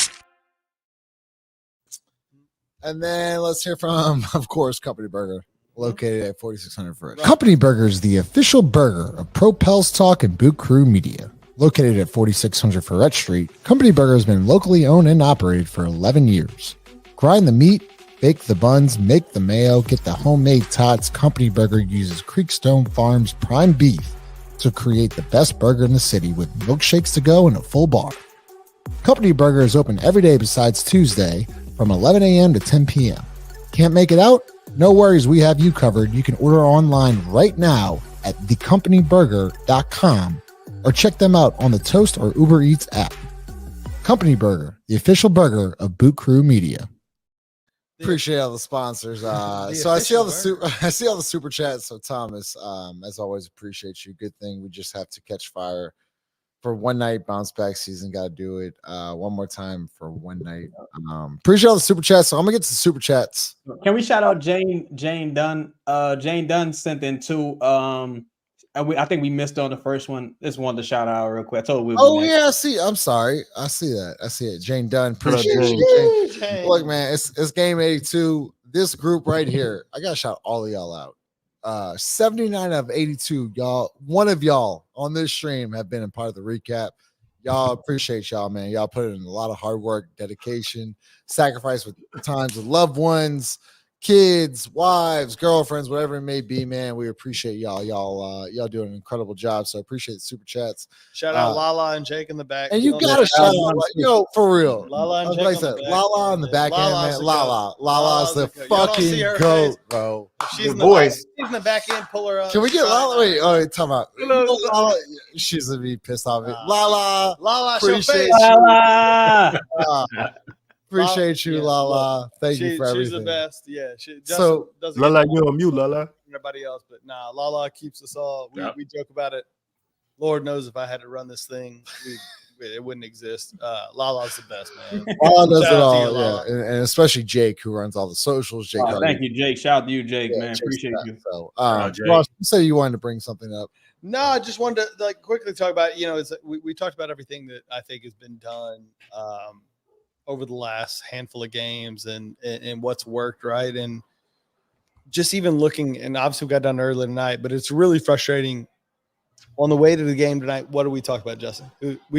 About Dyson, about how well Dyson played. He'd averaged 26, 27 minutes a night tonight, 18. CJ, Dyson got 18. And I got fussed at about minutes played, right? Because it was like, well, at a certain point, do you overplay people? Do you underplay them? How are you allocating minutes? And even CJ, right?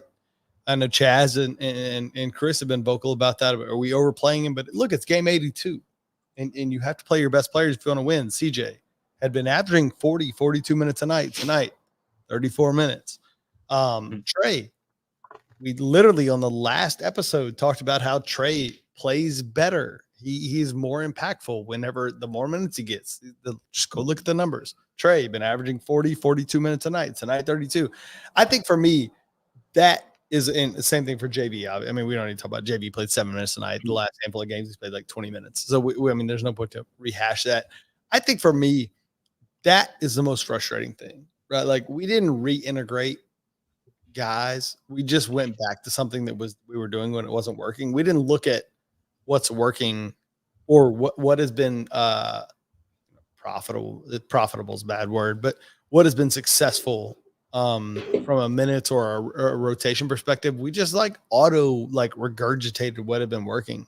That for me is what's most frustrating. Like, it wasn't about how do we take these last 4 games, right? Against Phoenix, Portland, Sacramento, Golden State, teams that are most likely going to be in the playoffs for the most point. And overlay that against a team that has traditionally beaten us. We just went back to something that didn't work. And we lost. That to me is what I just can't forgive. Lito, go ahead. Lito, go ahead. Go ahead, Lito. I mean, I don't got nothing to say. The Pelicans lost. I ain't lose. So I felt fine. You felt fine tonight? You weren't upset? I mean, I'm upset to the point that they wasted my time. I feel terrible. I'm sick and I had to watch that bullshit. You're actually sick, but you're sleeping. Yeah, they played worse than how I feel. You know what I'm saying? They sucked. They were bad. Look, my wife sort of scored a game. I was sitting outside and she was like, "Man, you mad?" I was like, "I ain't losing. I'm a winner. I'm all right." All right, let's get to fan questions. From Warren, Biesha came on the bench tonight. I'll take this one. I usually give to Jared, Chaz, Lito. It made no sense to start Brandon Ingram tonight. It made no sense. I love Brandon. I love his game. I like the way he plays. To me, being out 3.5 weeks, seeing as a coach, seeing the way the team's playing and the success they're having, it made no sense to bench Trey Murphy tonight because, especially Trey Murphy, when you see the way he is over the last 2 games, he's played what 87 minutes, something 45 and 42 minutes, something crazy. To bench him, you're killing two. You're legitimately killing 2 birds with 1 stone the wrong way. You're killing 2 birds. Like you killed Trey Murphy tonight, and then you started Brandon. And like I didn't think Brandon was like bad, whatever. Like I think that with that starting 5 with Trey Murphy, Zion, CJ, those 3 were playing at a high level, and to bench Trey Murphy shows me you're like all the shit you're doing well. It don't really matter. Do you think we beat the Lakers in 2 days? I don't know, bro. Not same lineup. It don't matter because I know Brandon's starting. It don't matter. Yeah. It don't Do you matter. think we win? Well, no, don't say it doesn't matter. I'm asking you for win or loss. Win or lose. We're the same starting lineup. I mean, everybody's healthy. Everybody's healthy. We win or lose. Probably lose. Okay, fair enough. Next fan question. Okay, cool. I like that, Ross. I like that. Fair. That's crazy, actually. Donald, I just even a question. Jane, appreciate you. Jay, yes. Thank you, Jay. Thank you. The 14th pick, I don't know. I don't want to talk about that. Trade it. They being sarcastic. Trade it. Yo, we got something. Yeah, Lito, go ahead. Brother, this is yours. Could you imagine? Dog, this is fucking crazy. At one point, I know you go want. ahead. No, go ahead. Because I feel nothing. I truly have no anger. Like I feel nothing. So there was a guy that requested in the comments that I read. He listens to us, but he doesn't get to see the show, right? So I'm gonna read the comment. Zeller over Jonas is crazy as fuck. That's the comment. That's not me cursing. I'm just reading the comment. At one point, Cody Zeller was playing over Jonas Valanciunas. Yeah. What'd you think of that? Man, I thought it was insane. It's nothing more, nothing less. Like I don't think it was Tony Snell all over again. You know what I'm saying? Like it's just a different version of it. I mean, like how do you want me to quantify that in words?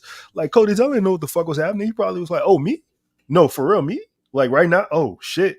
Like Jonas is over there looking at whatever he was looking at. Like, dog, like I don't know what to tell you guys. I don't feel anything. It just is what it is.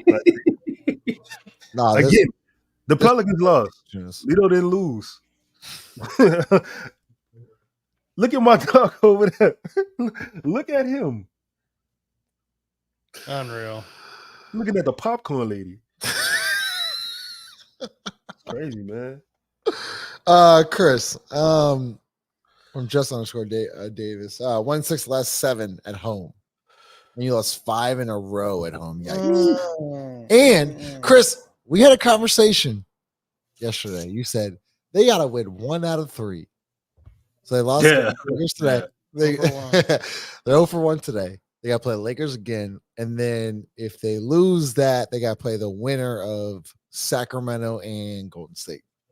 Can they win 1? Man, they can win 1. I think we need to talk about exactly how they have a chance of doing it. And one of the things I'm interested in that I was thinking about watching this game was I think Najee needs to play specifically against LA, and I think if I were them, I think you have to trap LeBron and live with the results, because you don't have I think you're gonna have to. No, seriously, you're gonna have to trap LeBron and live with the results. And I think you got to play Najee, because I think out of your wings, he's the most. Wait, Chris, you want to trap the guy that had 17 assists tonight? I'm not trapping him because I don't know what kind of passer he is. I'm trapping him from keeping him from moving with the basketball and finding ways to create for others. That's what I'm looking to do. Or because you weren't able to survive screens cleanly consistently. You didn't have you weren't able to keep him from getting downhill. When he got on the block, whether you threw Dyson, whether you threw Herb, neither of them as great of one-on-one defenders as they are, neither of them was strong enough to have. The only person that I believe, unless you think Brandon's an option, I would like to see Najee play a few of those minutes. But yes, I would like to trap the guy that had 13 first half assists after he ended with. You're going to have to find a way to let someone else be the guy that's making the final decision, one way or another. It can't be LeBron he got whatever he wanted. He got to whatever spot on the floor he wanted. And I will be looking to try to find ways to kind of slow that down, if that's possible. He's one of the greatest ever for a reason. Lito, why'd you react like that? Because how many times do we have to say it's game 82? Nobody lets your best players play that way. They don't let them play free. There's nobody. What happened?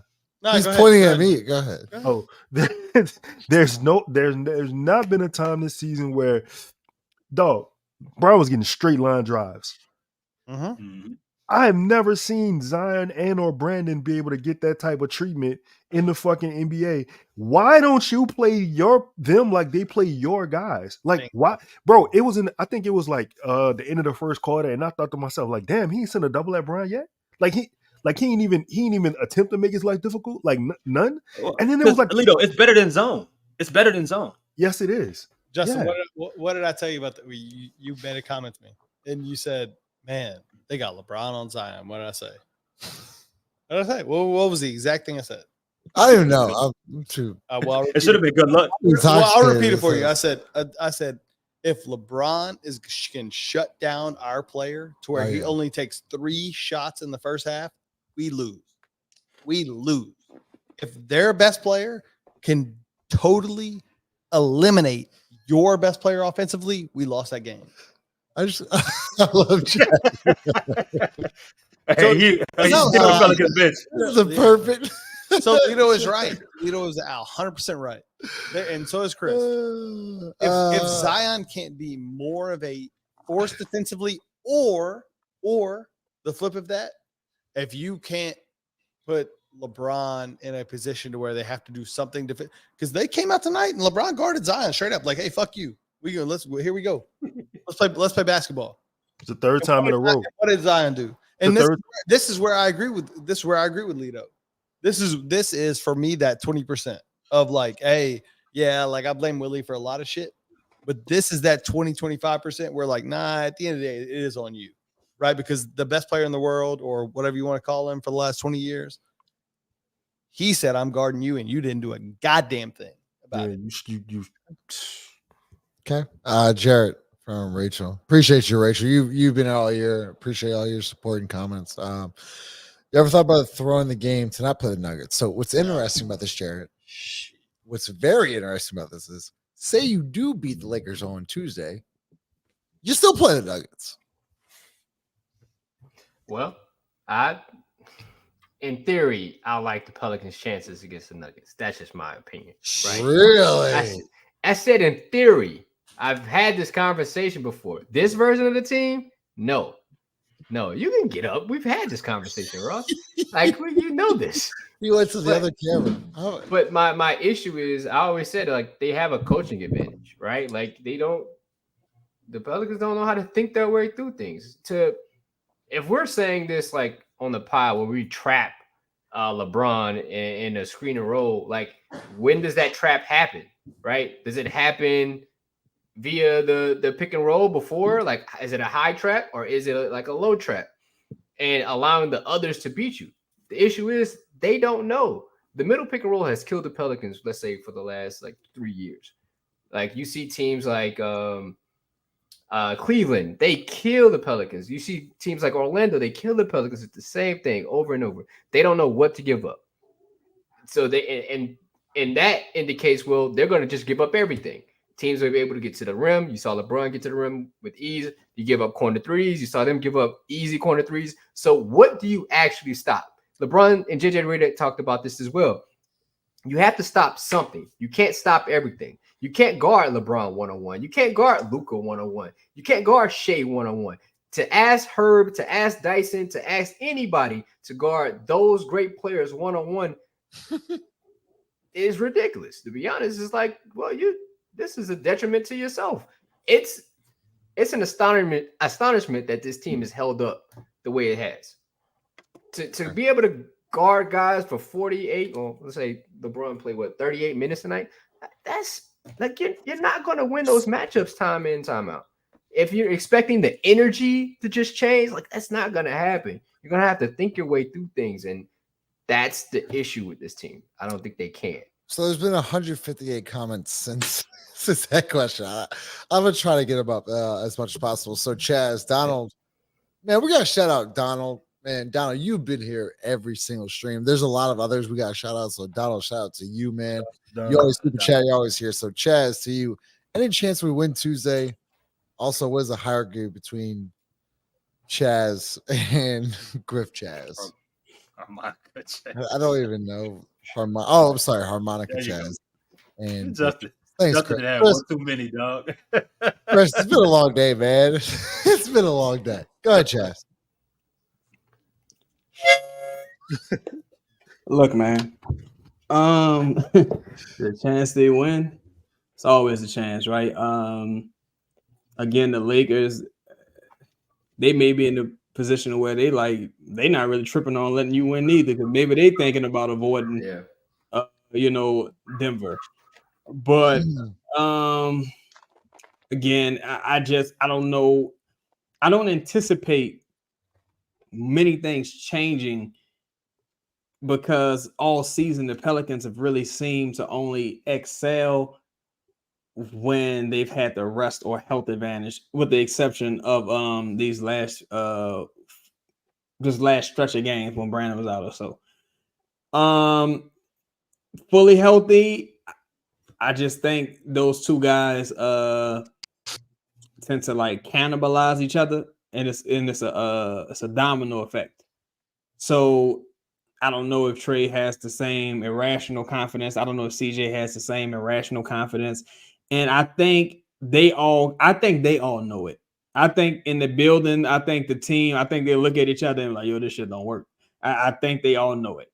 Wait, when you say they think they all know it, why they? I think when you read in between the lines, because CJ is the person who says a lot, and if you read in between the lines, you can really interpret some of the things he's saying, or you take your interpretation of what he's saying. Rather, CJ is comfortable as a number 2 option. He knows his role. He knows what to do. He knows where to be. He knows what's happening here.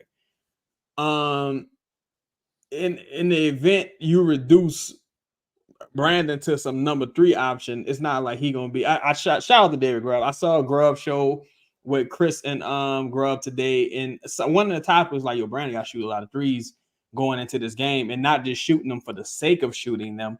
He has to shoot them because he has to make himself. He has to keep the defenses honest, so they can't guard Zion to trap him, or at least CJ kind of know what's going on. The pace is recognizable. It's something familiar. They have to build some more. They have to continue the continuity and familiarity moving forward. I think they have a good sample size of how the Lakers plan on defending them. I just don't know what the real counter would be. Like, to me, the counter is, because to me, the Lakers ain't even play that well. I'm gonna be honest. I saw there was one stretch where I was like, oh, I don't know. Because I thought this was probably one of the best officiated games I've seen in the Pelicans' favor. Zion got fouled. I'm sorry, not Zion. LeBron got fouled on the drive. Jose, they didn't call it. Jose went down the other end and scored. It's a 4-point swing without a LeBron foul. So if LeBron gets fouled, like, what does that change something? Like, I don't know. Like, to me, there's another 2 levels LeBron can go to at his age, and whatever he drinking that Michael's secret stuff. I don't know what's going on, LeBron. That was towing the line, but hey, LeBron a serious man. LeBron a serious motherfucker. So to me, LeBron can take it to another 2 levels. Like, you know what I'm saying? AD can take it to another level. Like certain guys, D'Angelo Russell, who's always incredible versus the Pelicans, he was like okay today. He wasn't even who he usually is. Average, below average. Yeah, he was like average, below average. So to me, your only real hope is that Zion and Brandon simultaneously have an out-of-body experience and just destroy the Lakers.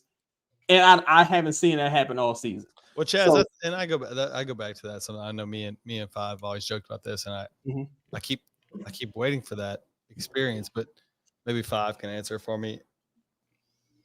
Have Zion and BI collectively beat the Nuggets in the last 2 years? I don't think so. I know the answer. I mean, it's just we hadn't beat the defending champs. Don't worry about it. No, they have. They beat them this year. They beat them this year. Not with all of them plus Jokic playing. No, we hadn't. It's okay. Oh yeah, no, Murray didn't play, right? Or who didn't play? Jokic didn't play. I think the only time we beat him. Oh, I thought they beat him this year. They beat him this year. Nah, they did. Because it was during the playing tournament. Or before the playing tournament. And Zion and BI and Jokic all played? I'm pretty sure Jokic was out there, but hold on, let me see. Well, in either case, Five, we can argue offset. We're gonna lose that series. We're gonna lose that series. That's not what I'm saying. That's not what I'm saying. What I'm saying is I think they match up well with them. Better than Minnesota or OKC. Yes. Really? Just in the, not let's say better, but I think they match up with Denver. I think they can win. Denver at times they'll turn the ball over. Denver at times gets out of control. If you get Joker in some kind of foul trouble, they don't know how to play without him. I can see a way that you could stretch that series to 7 games. I'm not saying the Pelicans can win. I just think they've played them well. I don't think they have the intellect per se to beat a team like that. To Five's point, they've led every single Denver game this year by more than by double digits. I think blown 2 double-digit leads. Analysis. Wait, hold on. Analysis over here. Look, man, I've heard we have not brought analysis to the show. This is statistics. These appreciate are that, Justin. Where you get your info from? Where you get your info from, bro? Google.com, bro. I It's steal it, all this other shit. So I think I agree with Five to a degree because I think to me the teams that beat New Orleans real like badly is teams with big wings and fast teams. Yep. I don't think Denver had.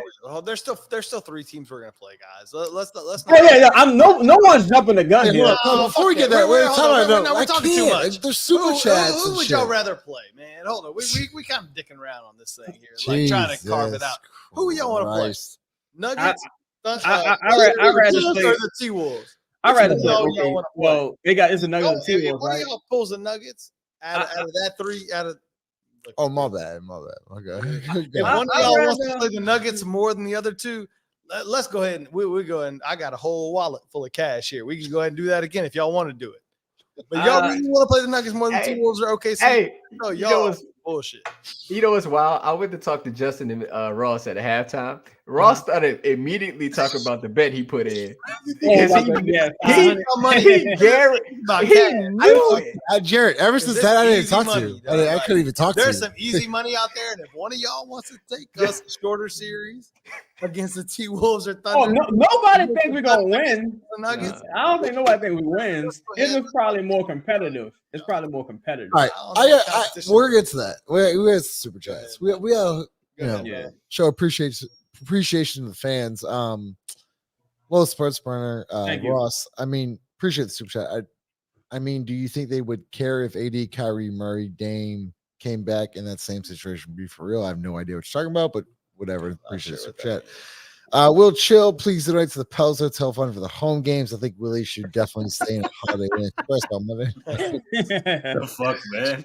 Jay Dude, points. Okay. We'll go with Chris here. Point Zion won't work on every team. He needs a co-star that can service him off ball. Can service his off ball games. Yeah, I need some service to me off ball. Get him 6 easy. Go ahead, look at game. Chris, can you? What the fuck is going on? What? Hold on. I want to thank the Lord. I want to thank Coach Harbaugh. Fucking love you, man. Love the shit out of you, man. This is for you. I couldn't read the. Go ahead. I need some service to me off ball in a panel full of 6. It's crazy. It's crazy. Whatever. Ross is cut off, Justin. What? Yeah. Just get. Jeffrey, appreciate you being the new super member. Member. Appreciate you. I'm not answering whatever the question was. I'm sorry, y'all. Run it back later. Don, I appreciate you. Okay. DB member for 2 months. Appreciate you, DB. Steph Curry was not a superstar when he started. Mark Jackson coached him into the superstar he is today. I'm guessing he's talking about Zion Williamson. Chris, go ahead. Okay. Mark Jackson coached him into the superstar. I definitely think he played a role. And Steph would tell you that. Part of that was Steph just being healthy. And Mark was really, really important in the system. And building the confidence of some of those guys and what they would tell you. So yeah, man. I mean, I'm curious what the question is though necessarily here. Like, is this person saying that they think another coach needs to be it, or that the Pelicans need a Mark Jackson? Do the Pelicans need to hire Mark Jackson? I'm curious what the actual question is. But yeah, I mean that's real. I think also look. That organization was they made some really good decisions. They drafted well. They turned down the urges to trade a couple times, which we might be having a different discussion if they, kind of pundit on some things a little bit early. But shout out to Steph, man, figuring out the ankle situation. And Mark Jackson, who I think did a really good job starting off with that team that I think could have still won a championship with him with some of the things that they were building. Completely agree, Chris. All right, so this is for Lito and Chris. Or I'm sorry, Lito and Jarrett. From Jane, once again. Ooh. Lito, we'll start with you first. Whose job is it to get Zion open in motion in a half-court set? That's a great question. It's a great question. Good question, John. Lito, we'll start with you, then go 5. It's Willie Green's job. Okay. How would you? All right. Okay. You want him more than? No. Thank you for answering the question. How would you get him open? I mean, it's a I number. have a lot of. I know it's got a lot of options. I have a fucking plethora, a cornucopia of options here. But go ahead. I mean, you just said you had. Go ahead. Diagonal screens, back down screen. I mean, there's 15,000 fucking options. Like, I'm trying to get you, Lito, into the show. I don't want to talk. I mean, I'm saying, like, it's a ton of options, dog. Like, pick one. Do something. Like, which one would you want? I want him to give me one. Just give me one.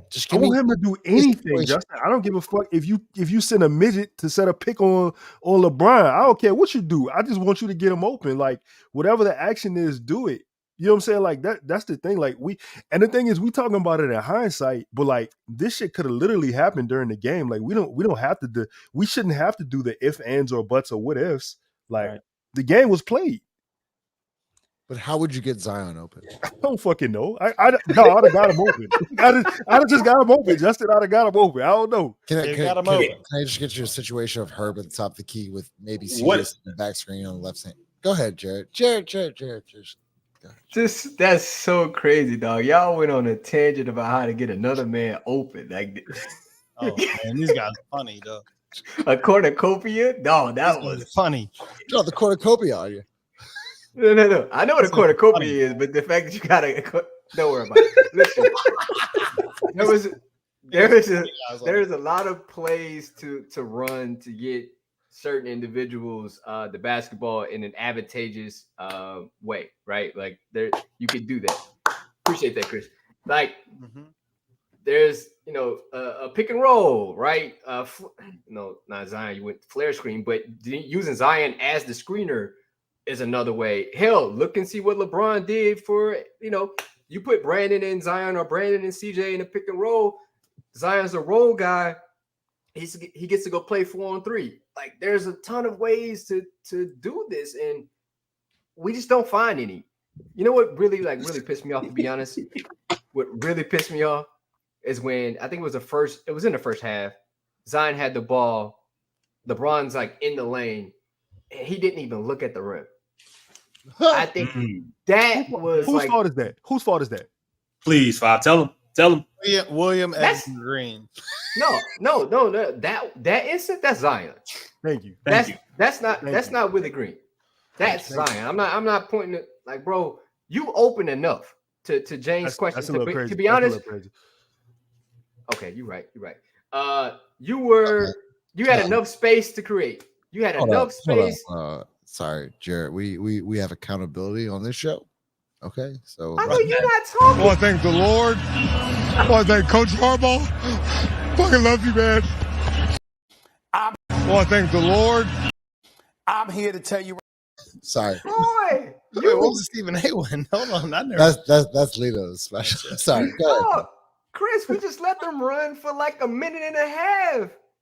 Man, that was insane. Lito, and Lito said I can get him open 3 times in a row. Hey, Matt, don't let him off the hook now. I want to thank the Lord. I want to thank Coach Harbaugh. Fucking love you, man. I got no. Justin, I got a ton of ways of getting him open. That's what you said. They came. That's a cornucopia of ways. Cornucopia. No, a cornucopia of ways of getting him open. That's wild. Word. And look, man, I know we're running here. God damn. But the point is, Zion had enough space. Now, what Zion did with said space is on him, right? Like, you can't allow LeBron to be in a lane like that. You attack Draymond Green, you had to essentially operate in the same fashion. Now, he set a screen, a DHO for Trey Murphy, and got him open. He was able to shoot a shot or give him the ball in an advantageous way. It didn't work out, but that wasn't for Trey. It's for Zion. Like, Zion had to be the aggressor, and he just wasn't tonight. Hey, Justin, let me ask you a question. Can Zion not call a pick? Like, can he not say somebody come pick for me? Is that too much to happen in a play? It's funny you mentioned this, Lito. Ross, there was a point there in the first quarter. I'm not trying to be facetious, but there was I'm not sure. In the first quarter, end of the first quarter, they called elbow, and Trey was like, Trey Murray was like, nah, fuck that. Yep. And Trey ran his own set, and I think what was it, Ross? Did he get a 3? I think we got a 3 off of it. No, it is. I'm glad. I literally turned to you. I was glad like, Lito brought that up because we talked about it. The answer to your question, Lito, is I don't know. I don't know, because I as much as we criticize, I think sometimes like, well, he's not getting the ball or we're not running things to get them in the best situation. Justin, I remember this is the exact situation because I think it was right after a timeout or maybe a loose ball turnover or something. It was a set call. It was a set call. It was a situation where it was like, hey, you really needed to draw something up here. Maybe it was that point where the Lakers just gone on a run. It was like, I don't know, maybe 17-4. It was a weird score. And then we drew something up and we actually got a look off of it. And I think we made the basket. I think we made a 3. And so I think the answer to your question, Lito, is, yes and no, right? I don't know how comfortable Zion is on just saying, like a better term here, we've been on for 2 hours, so fuck it.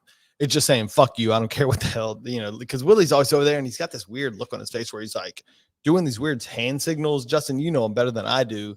I know. Where he starts doing these. Yeah, exactly. Lito, you just did it. Right. Where he starts doing this shit and it's like no one's looking at him and the players aren't really responding to it.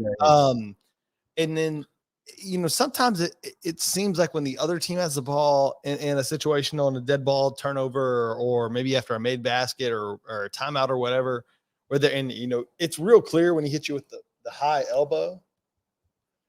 But other than that, some of the stuff he calls, it's hard to declare whether the team actually responds to it. And in that situation, Justin, you specifically, told me like, I don't think they ran what he just called. Like, I think they just played the damn game. There was a moment there late in the first quarter.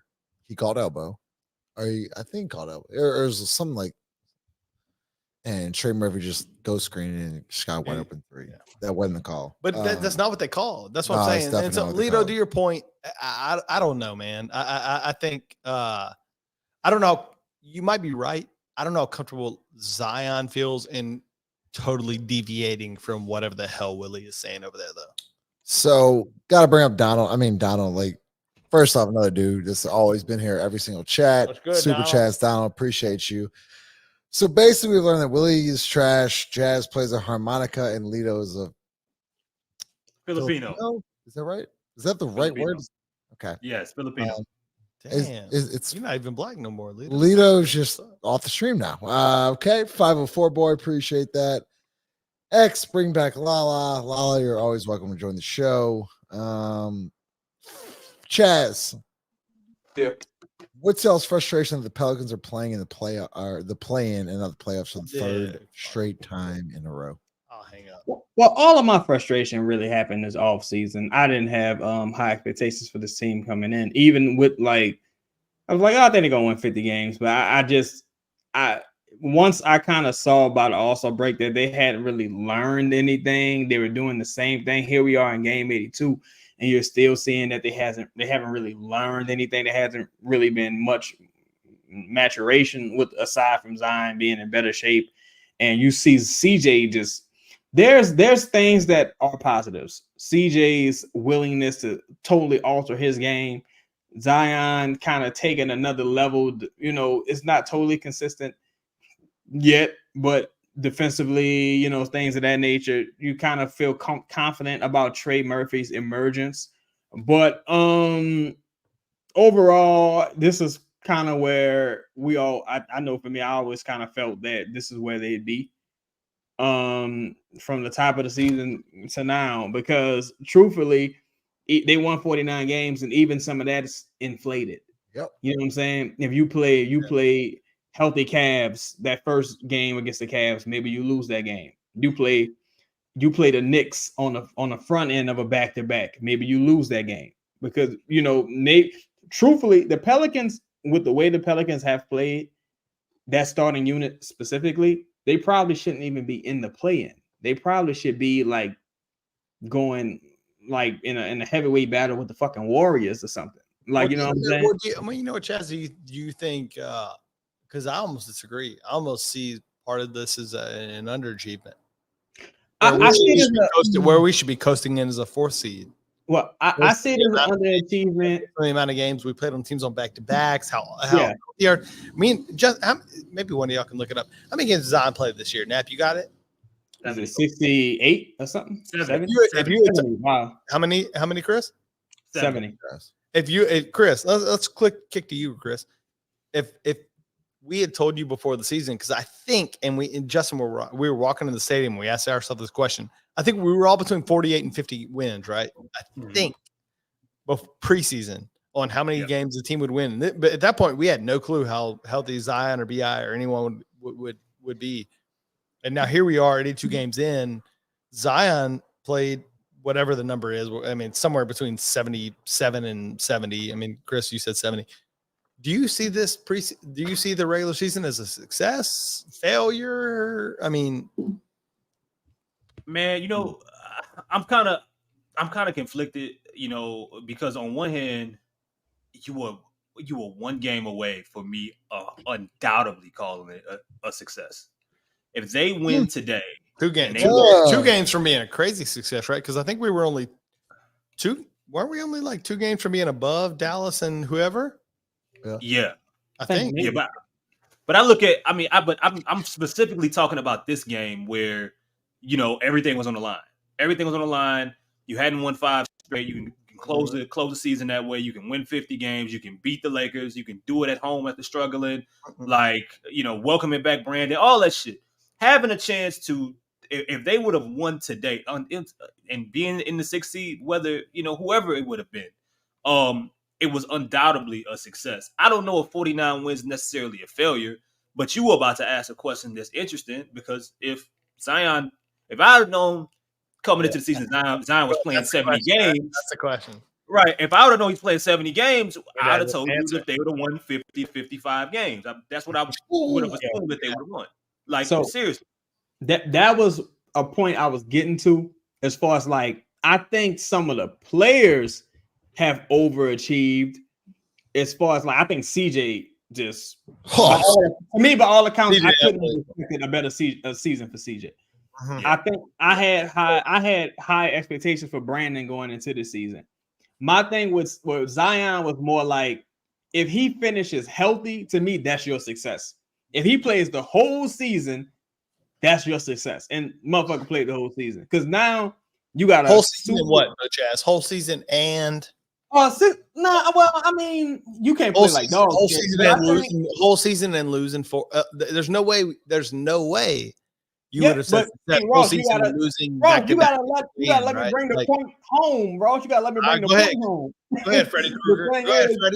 Go ahead, Freddie. When I look at Willie Green, to me, I gotta put such a large part of the burden on Willie, because I had no idea Willie was this bad. You know what I'm saying? Like, I think of some of the games where the Pelicans realistically could have won. What Brandon played well enough, Zion played well enough, and they just didn't have that coaching advantage or that little bit of time. Like, we've seen the Pelicans carry fucking 3 timeouts into the 2-minute and below margin and just lose a timeout. How many games have we seen the Pelicans take challenges just home with them? Like, you know what I'm saying? How many times, like, no one, like Larry, Larry probably, he's at the time where, he probably should be situational, but no one's forcing Willie Green to play Larry. Like, that's something Larry's, that's something Willie Green's doing. So when I look at everything in totality, I look at how guys were used and stuff like that. I feel like, all things considered, I give props to CJ for how he played. I give props to Trey from coming back from injury, rebounding. I give major props to Herb with his fucking 3-point shooting, especially earlier in the season. I give props to Zion for staying healthy and overcoming some shit. You know what I'm saying? Staying healthy and overcoming some shit. I feel like the front office, though, and JV, I'll be remiss if I didn't mention CJ's professionalism. But I think the front office, I think Willie Green, I think Brandon's lack of buy-in, I think Dyson, to a small degree, his lack of development on the offensive end, I think all of those things helped kind of doom this season for me. To me, I give the season an F. The only because I was about to kick that to you. You give this season an F. I give a season an F because I'm talking about a franchise. Don't pin it on one player. I'm saying, the franchise. Pelicans, you have 30 grades to give, and you give the Pelicans an F. F, gotta be an F. You know why? You got teams like OKC who started at the same time as you, #1 fucking seed. Chet, essentially second-year player. You know what I'm saying? What's his name? J-Dub, second-year player. You know what I'm saying? Luke Dort, fucking role player. Well, hang on, Chaz. By that same token, and I guess I'm not. Well, no, I'm definitely disagreeing with you from a certain sense, because I definitely wouldn't give us an F. But you have teams that are in the same division. Well, no, not even the division. You have teams that are in the same, I guess, like realm of finishing as us, that are like all in, right? I mean, you talk about the Lakers. Yeah, I mean, LeBron could, pack his toys and go home, and they're desperate, right? They're in a brutal spot, and they're in the play. They've been in the play-in for months, right? Well, hang on.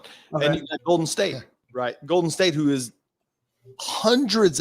there are 100 million more in the cat hell than we are, right? And they're in hell. Phoenix, who's gone all in. So, I mean, for me, I guess I put teams like that where, you sold your soul to get to a championship or to get in the play, what this, that, and the other. And you're no better than us. And so if we're an F, hang on, and if we're an F, what the hell are they? And I'm not disagreeing with you. I think what you're getting to, I somewhat agree to, and I could go much further than just those teams. Mm-hmm. But giving us an F seems like just harsh as fuck without analyzing the whole right. I mean, Well, let me defend your point though. Yeah, let me contextualize. Okay, if you look at Golden State, right? Golden State, coming off several playoff berths, they've played more basketball. These are all We're not talking about last year or next year, Chaz. No, I'm talking about even coming into the season. And these are old men. These are old men. They're dealing with a lot of injuries, shit like that. Clay ain't like Clay no more. We're on 1 year at a time. I'm not talking about 2025 or 2023. I'm talking about right now. Yeah.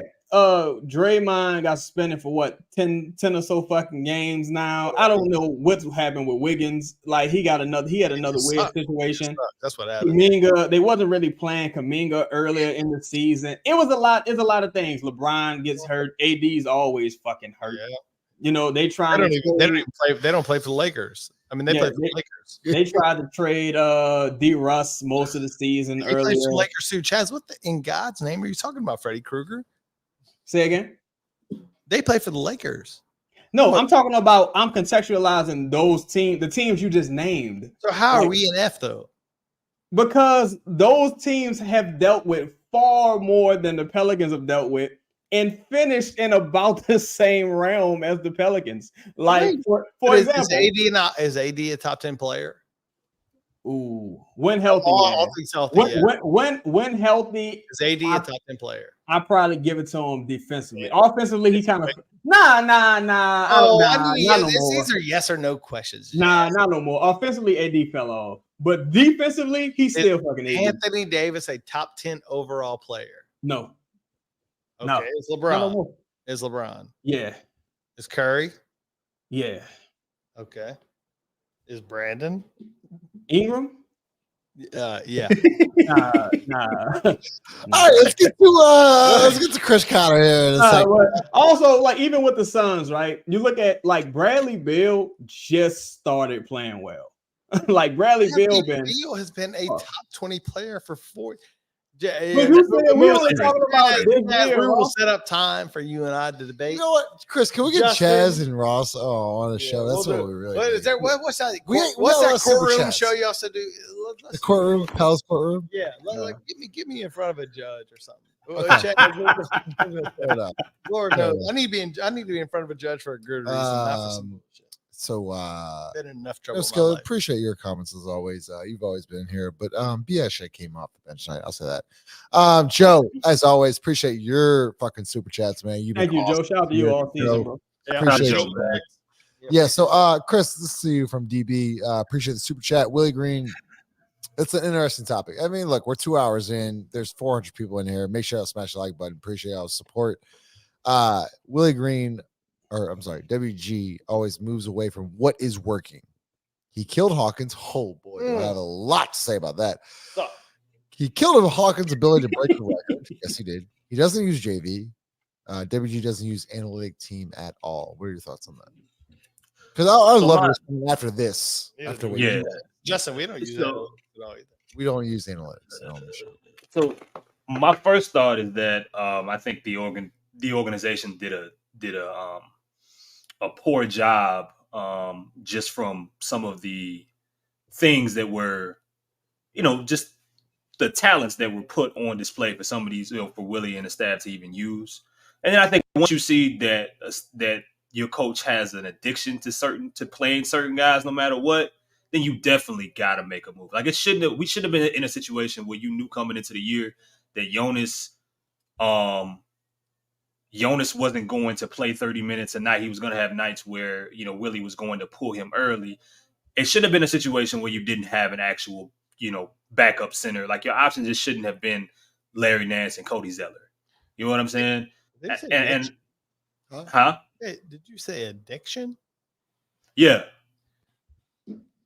Well, yeah. What kind of center, Chris? And I know we've gone through this a few times, but just like sort of entertain me for a second.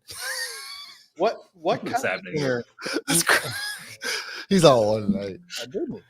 But we've gone through this a few times. Like, what kind of center, right, would have maybe helped at the ultimate, right? Like you need an option of something we haven't seen, bro. You see that dude from like the Dallas Mavericks fucking? No, center? it ain't even about either. No, go ahead, Chris. Because you're.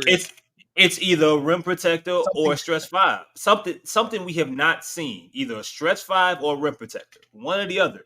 I mean, again, we've been talking about this for a while. They have not had, like, picture that. They have not had a rim protecting center or a stretch 5 3-point shooting center either. Since this whole regime started. Not the same player, Chris. I'm not making that up. That's clear. Not the same in both. Either. They haven't had one. Either so skill set. I can't tell you a player. I just need to see the skill set. Yeah. Because even Derek Favors was more of like a deterrent. Person. Yeah, and he was breaking down. At that point in his career, neither. Chris makes a good point. Like, it's not about like we're just wanted to evaluate, and you're not saying whether it'd work or not. You wanted to be able to evaluate whether that type of skill set would work. And we didn't even do that. I don't know. For me, that's a huge failure. Can I talk about Jordan Hawkins? Let's talk about him. Whatever you want to do, man. It's your show. It's our show. It's our show. Rest in peace. I have a lot to say about Jordan Hawkins. So a lot of the whole Jordan Hawkins thing is can't play defense, blah, blah, blah, whatever. And to this point, DB, you make a good point. At one point, he was on record. He was on pace to break Keegan Murray's all-time 3-point made for a rookie. 3-pointers made in a season for a rookie. And then just completely got DMPs. And I love Hurley. I love the coach for Connecticut and won back-to-back national championships. Danny? No. What's Danny? No, it's Stan Hurley. And he talks about movement shooting. And we've talked about movement shooting. Like, I don't care that Hawkins can't play defense. I don't care. What he can do, though, is light it up from 3. And in today's game, he's an asset to the team. And you saw him go off for 30 multiple times this year as a rookie. He had 2 games over 30 points. The Dallas game, which is ironic, the first Dallas game when we had a back-to-back in Dallas, dropped 31 a game. The next game, he played about 5 or 6 minutes. And we lost. And we lost. Single loss. Yeah. And that single loss now is starting to haunt you. My problem, though, with Jordan Hawkins, though, Chris, is that you stopped playing him. You stunted his growth. It's not like you sent him down to Birmingham to go play with the squadron. You just sat up on the bench. And that's my thing.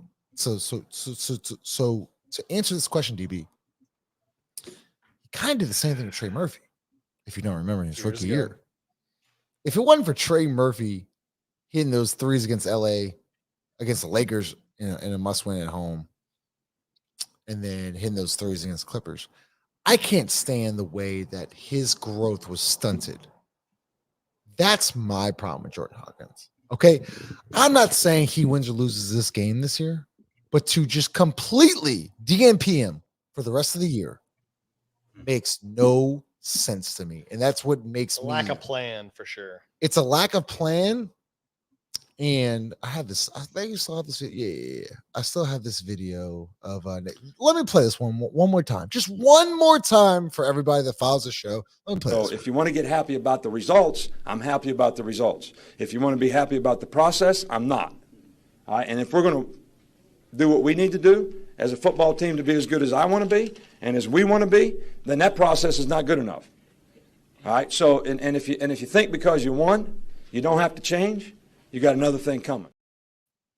Nap, who do you think makes more 3-pointers in a what? In a 3-point contest? You, Nick Saban, Chris Conner, or me? Just thinking about it as definitely I not go, you. As I go, it's between me and Chris, and I'm not a 3-point shooter. Shit. I'd probably take. I've never seen any. You more than me. Y'all. You take me more than Lito. You know, it's a shame that Lito's not on the show because Lito's. Wow, I might be willing to put some cold hard down. Anyway, I'm sorry. Go, keep Chris, going. what are your thoughts on that though? Like stunting a rookie's. So then, but Chad, what's crazy is though, bro. Listen, trap night, and so did Chris. If you're gonna draft Jordan Hawkins, At Lean in. what was he picked? 13, 14? 13, 14. Chris said this 14. night up. They Chris, both you did. said it. Yep, both of y'all said it. Got to lean Why? in. You got to lean into that. So Mhm. why didn't they do that, Chris? And Chaz, like I would love to hear that thoughts too, because he showed you what he can do. Mhm. He showed you multiple times. So why would you DM him? Because of defense? Trust that you have in those other players. You know, whether it's What are the other right or players? wrong. What other What are players? the other players? You talking about guys that are going to be on here in the year? Yeah. Najee. We're talking Najee. We're talking Jose. We know Trey was going to play. We're talking Dyson. It's just one of those situations, man, where you have to question is the front office and the coaching staff or the front office and the coach on the same page with the program that you're building. You know what I'm saying? And if they're not, then something needs to change. Either roster changes needs to happen or someone needs to go. Because, I don't know if we've talked about some of the conversations that we've heard that have happened over time, and certain things have happened over the year with Jordan Hawkins. But yeah, man, I mean, I don't know. I don't know if a 13 overall pick saves anything or how many games he ends up saving. But if it's just Chris, but if the funny, this is where I gotta butt in. It just has to be one game, and we're not talking about the situation, right? Yeah, I mean, I just one game. Front office. If he makes enough 3-pointers in one game, then we're just sitting here just kind of coasting along, right? Like any other team, like, oh, cool. Like, let's see who wins this bullshit random game, right? Go ahead. But that's the thing, though. It has to be more like that's when we're talking about a plan. Are we talking about who's playing the best, or we talk about a plan, right? If Najee was healthy, Najee had been somebody who was guaranteed to get minutes, right? He didn't end up playing tonight. He didn't play. I think was he available for the Golden State game? He was not. He was available for tonight, though. Okay, but he was a guy that wasn't. Now he goes a full game without playing. Now Dyson is playing a majority of those minutes. Jose is playing, but then we saw periods throughout the year where Jose was a DNP, fully dressed for Hawkins. It just seemed like there wasn't no plan. And something for you to stick to, because that's the only real way that you build consistency. To where at some point it has to be, these are our guys, no matter what. These are the things they do well, and we're just going to roll with it. And we haven't seen. Chris, that pisses me off. I can't do that. Go ahead. I can't do that, Chris. And it's not a shot to you, but the whole point of coaches is adjusting. You can't just be like, "Yep, these are my guys, and this is what we're gonna do." Nah, dude, like that is not and it. Justin, this is my issue, and of course, I'm gonna kick it back to you and Chaz. Is that I think this has been kind of our issue all year. And I know Five's not on anymore. And this is, Five more than all of us talks about process and sort of strategy and have principles. I think this is a word he uses a lot. Principles, right? What are the principles? Are we doing the same thing over and over, whether we win or lose or make shots or don't make shots? He always refers to principles. This to me is where it really shows up. And it's easy to talk. It's easy to ignore principles in game 60, game 30, game 42, right? Because it doesn't seem important. And Justin and I, we're big baseball guys, right? 162 games. It's even easier to be like, fuck it, man. Somebody just kind of, you're grunting through game 91. Who gives a shit, right? It ain't gonna make a big difference, but then you get to game 162, right? Or you get to game 82, like we are tonight, and it's like, oh shit. And I think that for me is where my biggest frustration with this front office and this coaching staff, that this is where it hits home for us, right? And we all revert back to a couple years ago with Trey, like we talked about, or maybe some of the development with Dyson. So it's hard for me to totally ignore or to kind of take a step back from those, we talked about the Dallas game with Hawkins, and basically we didn't see him after that, for more than a minute or two here and there of, did we do a good job? Like, did we really, and that's where you've got to really dig in and say, did we do a good job? Like, should we be in this position? if Zion had played 70 games, Brandon barely injured, CJ doing what he did, Jonas not getting hurt, Larry playing pretty much as he played, Dyson, as far as I'm concerned, Dyson improved this year. And we were really critical. I think as far as I'm like, if we have to eat our words on anyone this year, Justin. And Chris is right on that. Dyson. Is there anyone we have to eat our words more on than anyone Dyson? I think he improved as a defender. I mean, that's a separate, I guess, maybe a conversation for a separate day. But like, to me, this team underachieved. And I don't know where to put that blame other than to say that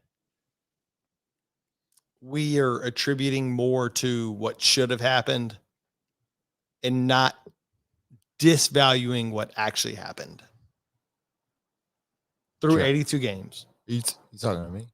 No, it's just my opinion. This team we should not be sitting here saying, holy shit, we have to beat the best player of all time in a 1-game series. And if we don't beat the best player of all time in that 1-game series, guess what you got? You got to beat the second best player of all time. This is why I bring up Dallas. Like we are sitting here after 82 games and we are in a dog shit spot.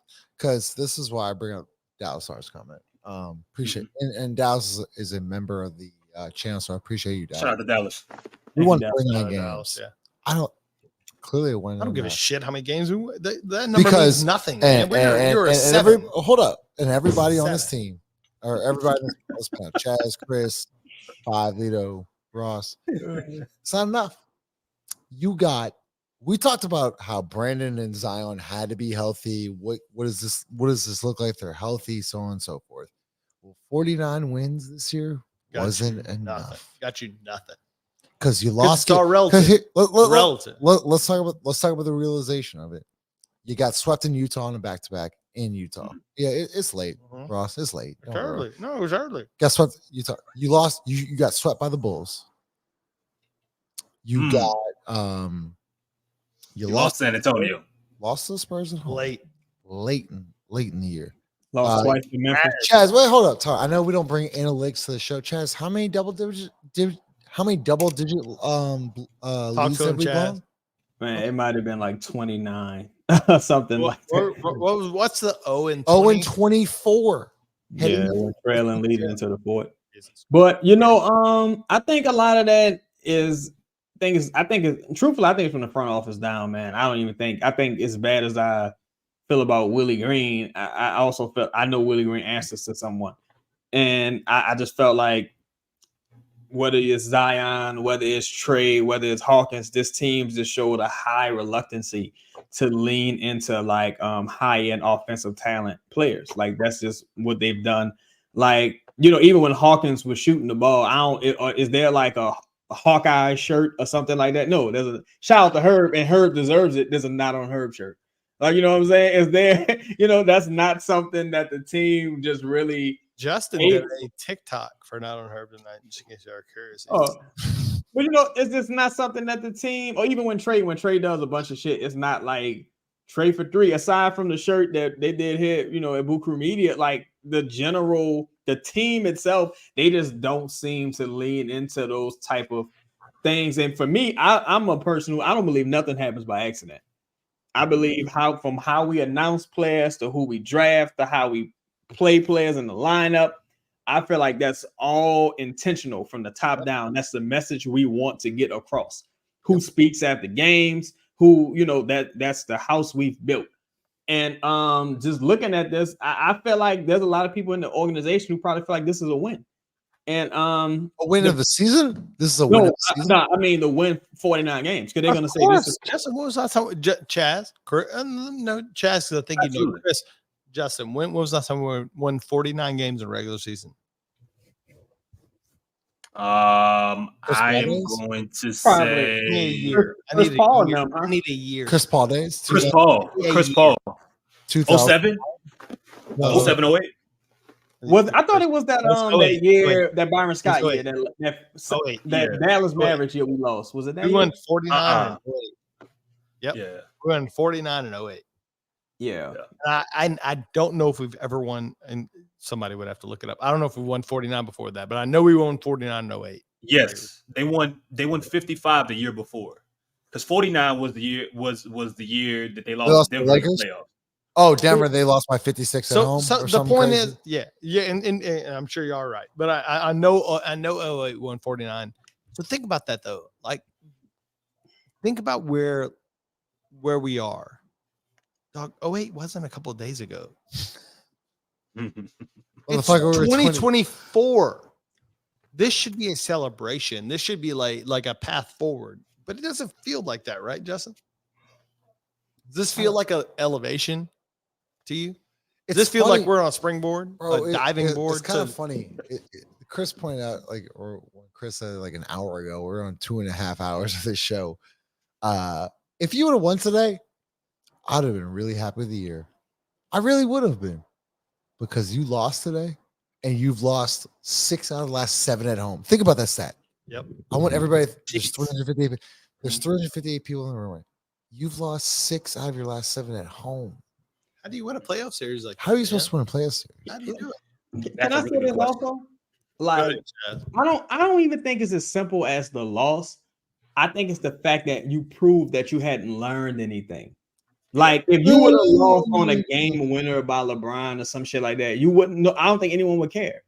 Like, because you would be like, well, fuck, they're the better team. You know, LeBron's awesome. Like, everyone would have a certain vantage point where it's like, okay, you went through a catharsis. A bunch of shit happened this season, and you know, your luck was on your side, and you figured it out in the end. Now it looks like, well, fuck, you had every opportunity to figure it out in the end. You had a bunch of games that you left. Like, people always, I think Ross said this before, it's like, when we came on here, we spoke about the Memphis games. You're like, it was one game. Like, no, because at the end of the season, it's not one game. You can't be Chaz, I'm not telling you. It's not fucking one game with the New Orleans Pelicans. We're not the Yankees. No. You're not the Lakers. You're not the Patriots. It's not fucking one game, dude. I hate that. I'm not yelling at you, Chaz. Chaz, I hate to cut you off here. Because we've gone this all year, and Chris just made a huge point of it last show. Because we've done this, like we this is not, you know, a lot of people that watch this show, right? They just think about things in a very like singular perspective, right? Like, you won 45 games this year, or you won 47. Chris literally did an entire show about the Kings last year. Like, you want to pay attention to basketball, go watch Chris's show about the Kings last year. Right. Their starting lineup played, Chris, 78 games collectively with each other, right? Or whatever the number. Over 70. I think they played about 72, 73 games together. Almost played an entire fucking season. This is NBA basketball where you have to, like, half of the season. How often did we go into the season where we're like, yeah, you know what, a good point is chunky. You just got to win the fucking games that, like, where the other team ain't trying to win or the other team is hurt. Like, your guys aren't injured. You know how many games? Like, the Kings were the 48. They were the 3 seed last year with 48 wins. Every year is not a singular, like, yes, that year is a singular entity. Okay. You win 49 games in a year. That might be awesome. Like, you might be a 1 seed, but shit ebbs and flows, man. Like, people get hurt. People don't get hurt. Right. Teams trade for players. Teams don't get played for traders. I've literally already looked at next year, and in my head, I'm like, God damn it. Next year is going to be a grind. Because I'm already looking at next year, and I'm like, man, Houston a couple weeks ago won like 10 of 11 games with a bunch of fucking rookies and a random and like Jalen Green, Fred VanVleet, and Jalen Green went nuts, right? Grubb and Chris had literally a running joke of like, we can't win 5 in a row. That's what I'm saying. They did a show on it last night. Like, literally in the last 2 weeks, Wemby whipped our ass, whipped Denver's ass. And it's just, like, you can't just look at like, well, we won 48 games. 49 last year. We'd been the 3 seed, just fucking sitting here being like, man, who we got? Like, who we play next week? We play somebody next week. Well, every year ain't the same. Like, things are not the same. And so you can't just judge a year based on one number. You have to look at things in totality. How many should you have won, right? And there are statistics. And I think, Chaz, you've done a show on how many should you have won based on historical evidence and how many people were hurt and all this other stuff. And I'll shut up in a second and let, Chaz and Chris educate everybody. But like, it is frustrating sometimes. People are like, well, were we better this year than last year? And I'm like, well, yeah, motherfucker, our whole team was hurt. And this was just, we walked in the stadium and I was like, we were talking to somebody. Sometimes I feel like an idiot. I literally, sometimes people literally say stuff to me. I'm like, damn, maybe I'm a crazy person. Like maybe I'm just too dense and dumb. So look, Chris and Chaz, y'all educate. So when I used to, when I played football, my coach would tell us quite often. He said, at the end of this year, we're gonna ask ourselves why we lost games, and I'm gonna ask you guys, did we lose because the team outplayed us, or because we were ill prepared? Mm-hmm.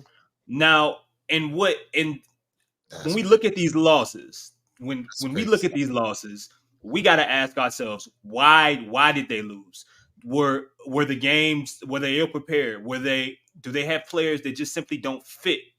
Do they have were they unable to close in the clutch? Did they like these are all the questions. It's a story, not just in the losses, not just the losses themselves, not just who you play, but the story behind them. And when you look at you're talking about some games, they were just embarrassed off the floor by teams where you talk about collective talent. The Pelicans have more collective talent, even healthy right now, than Los Angeles Lakers. 100%. Right?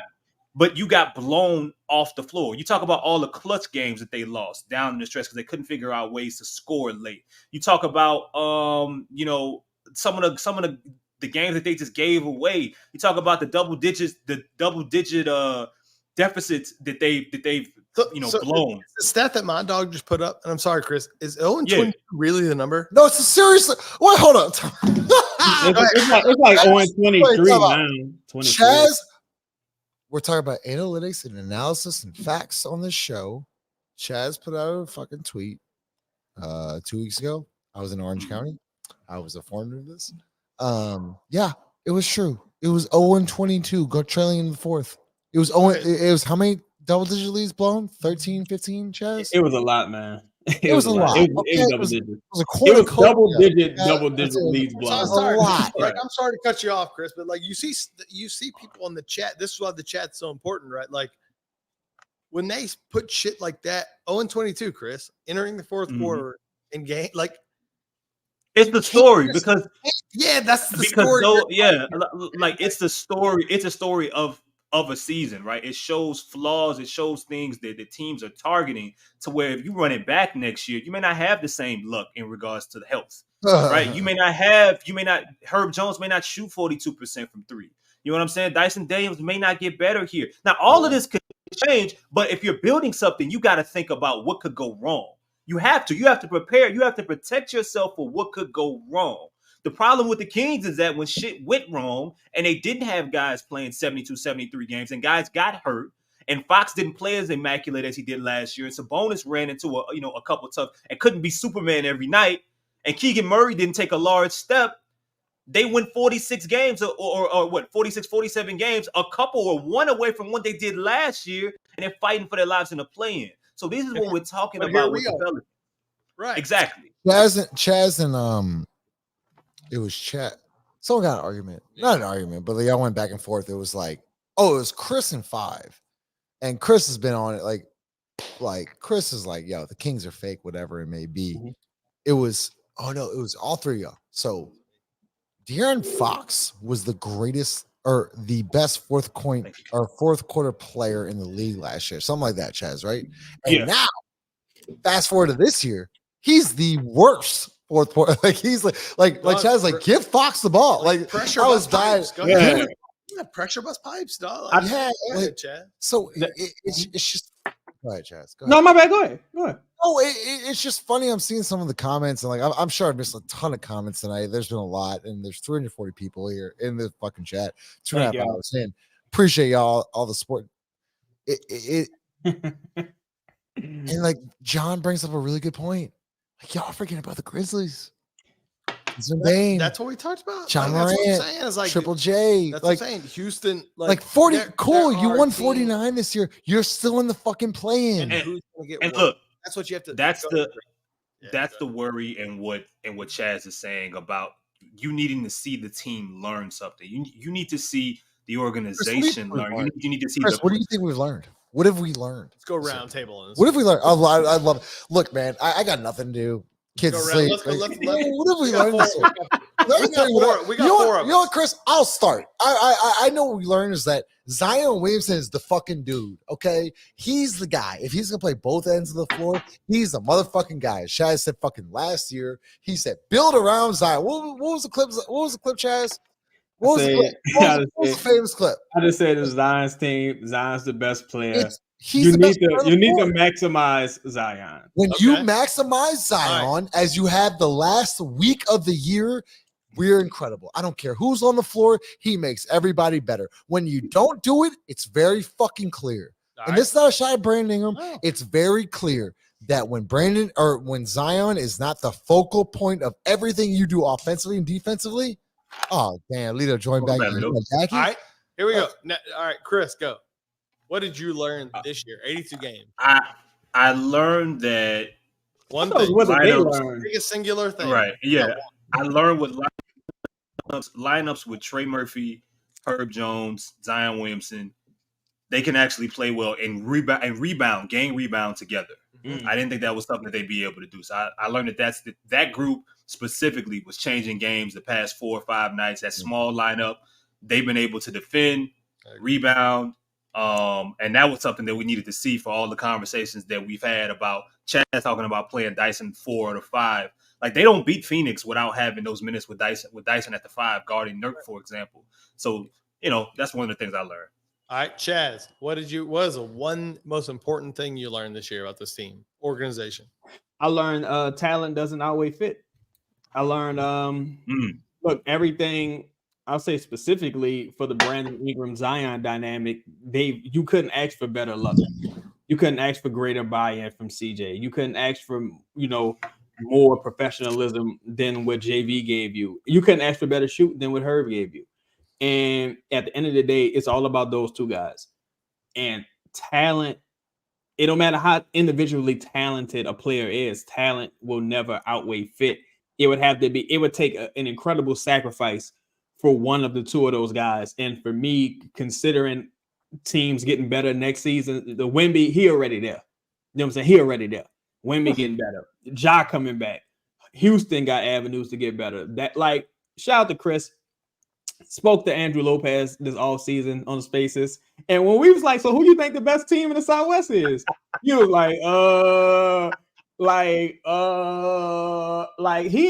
nobody believed the Pelicans would.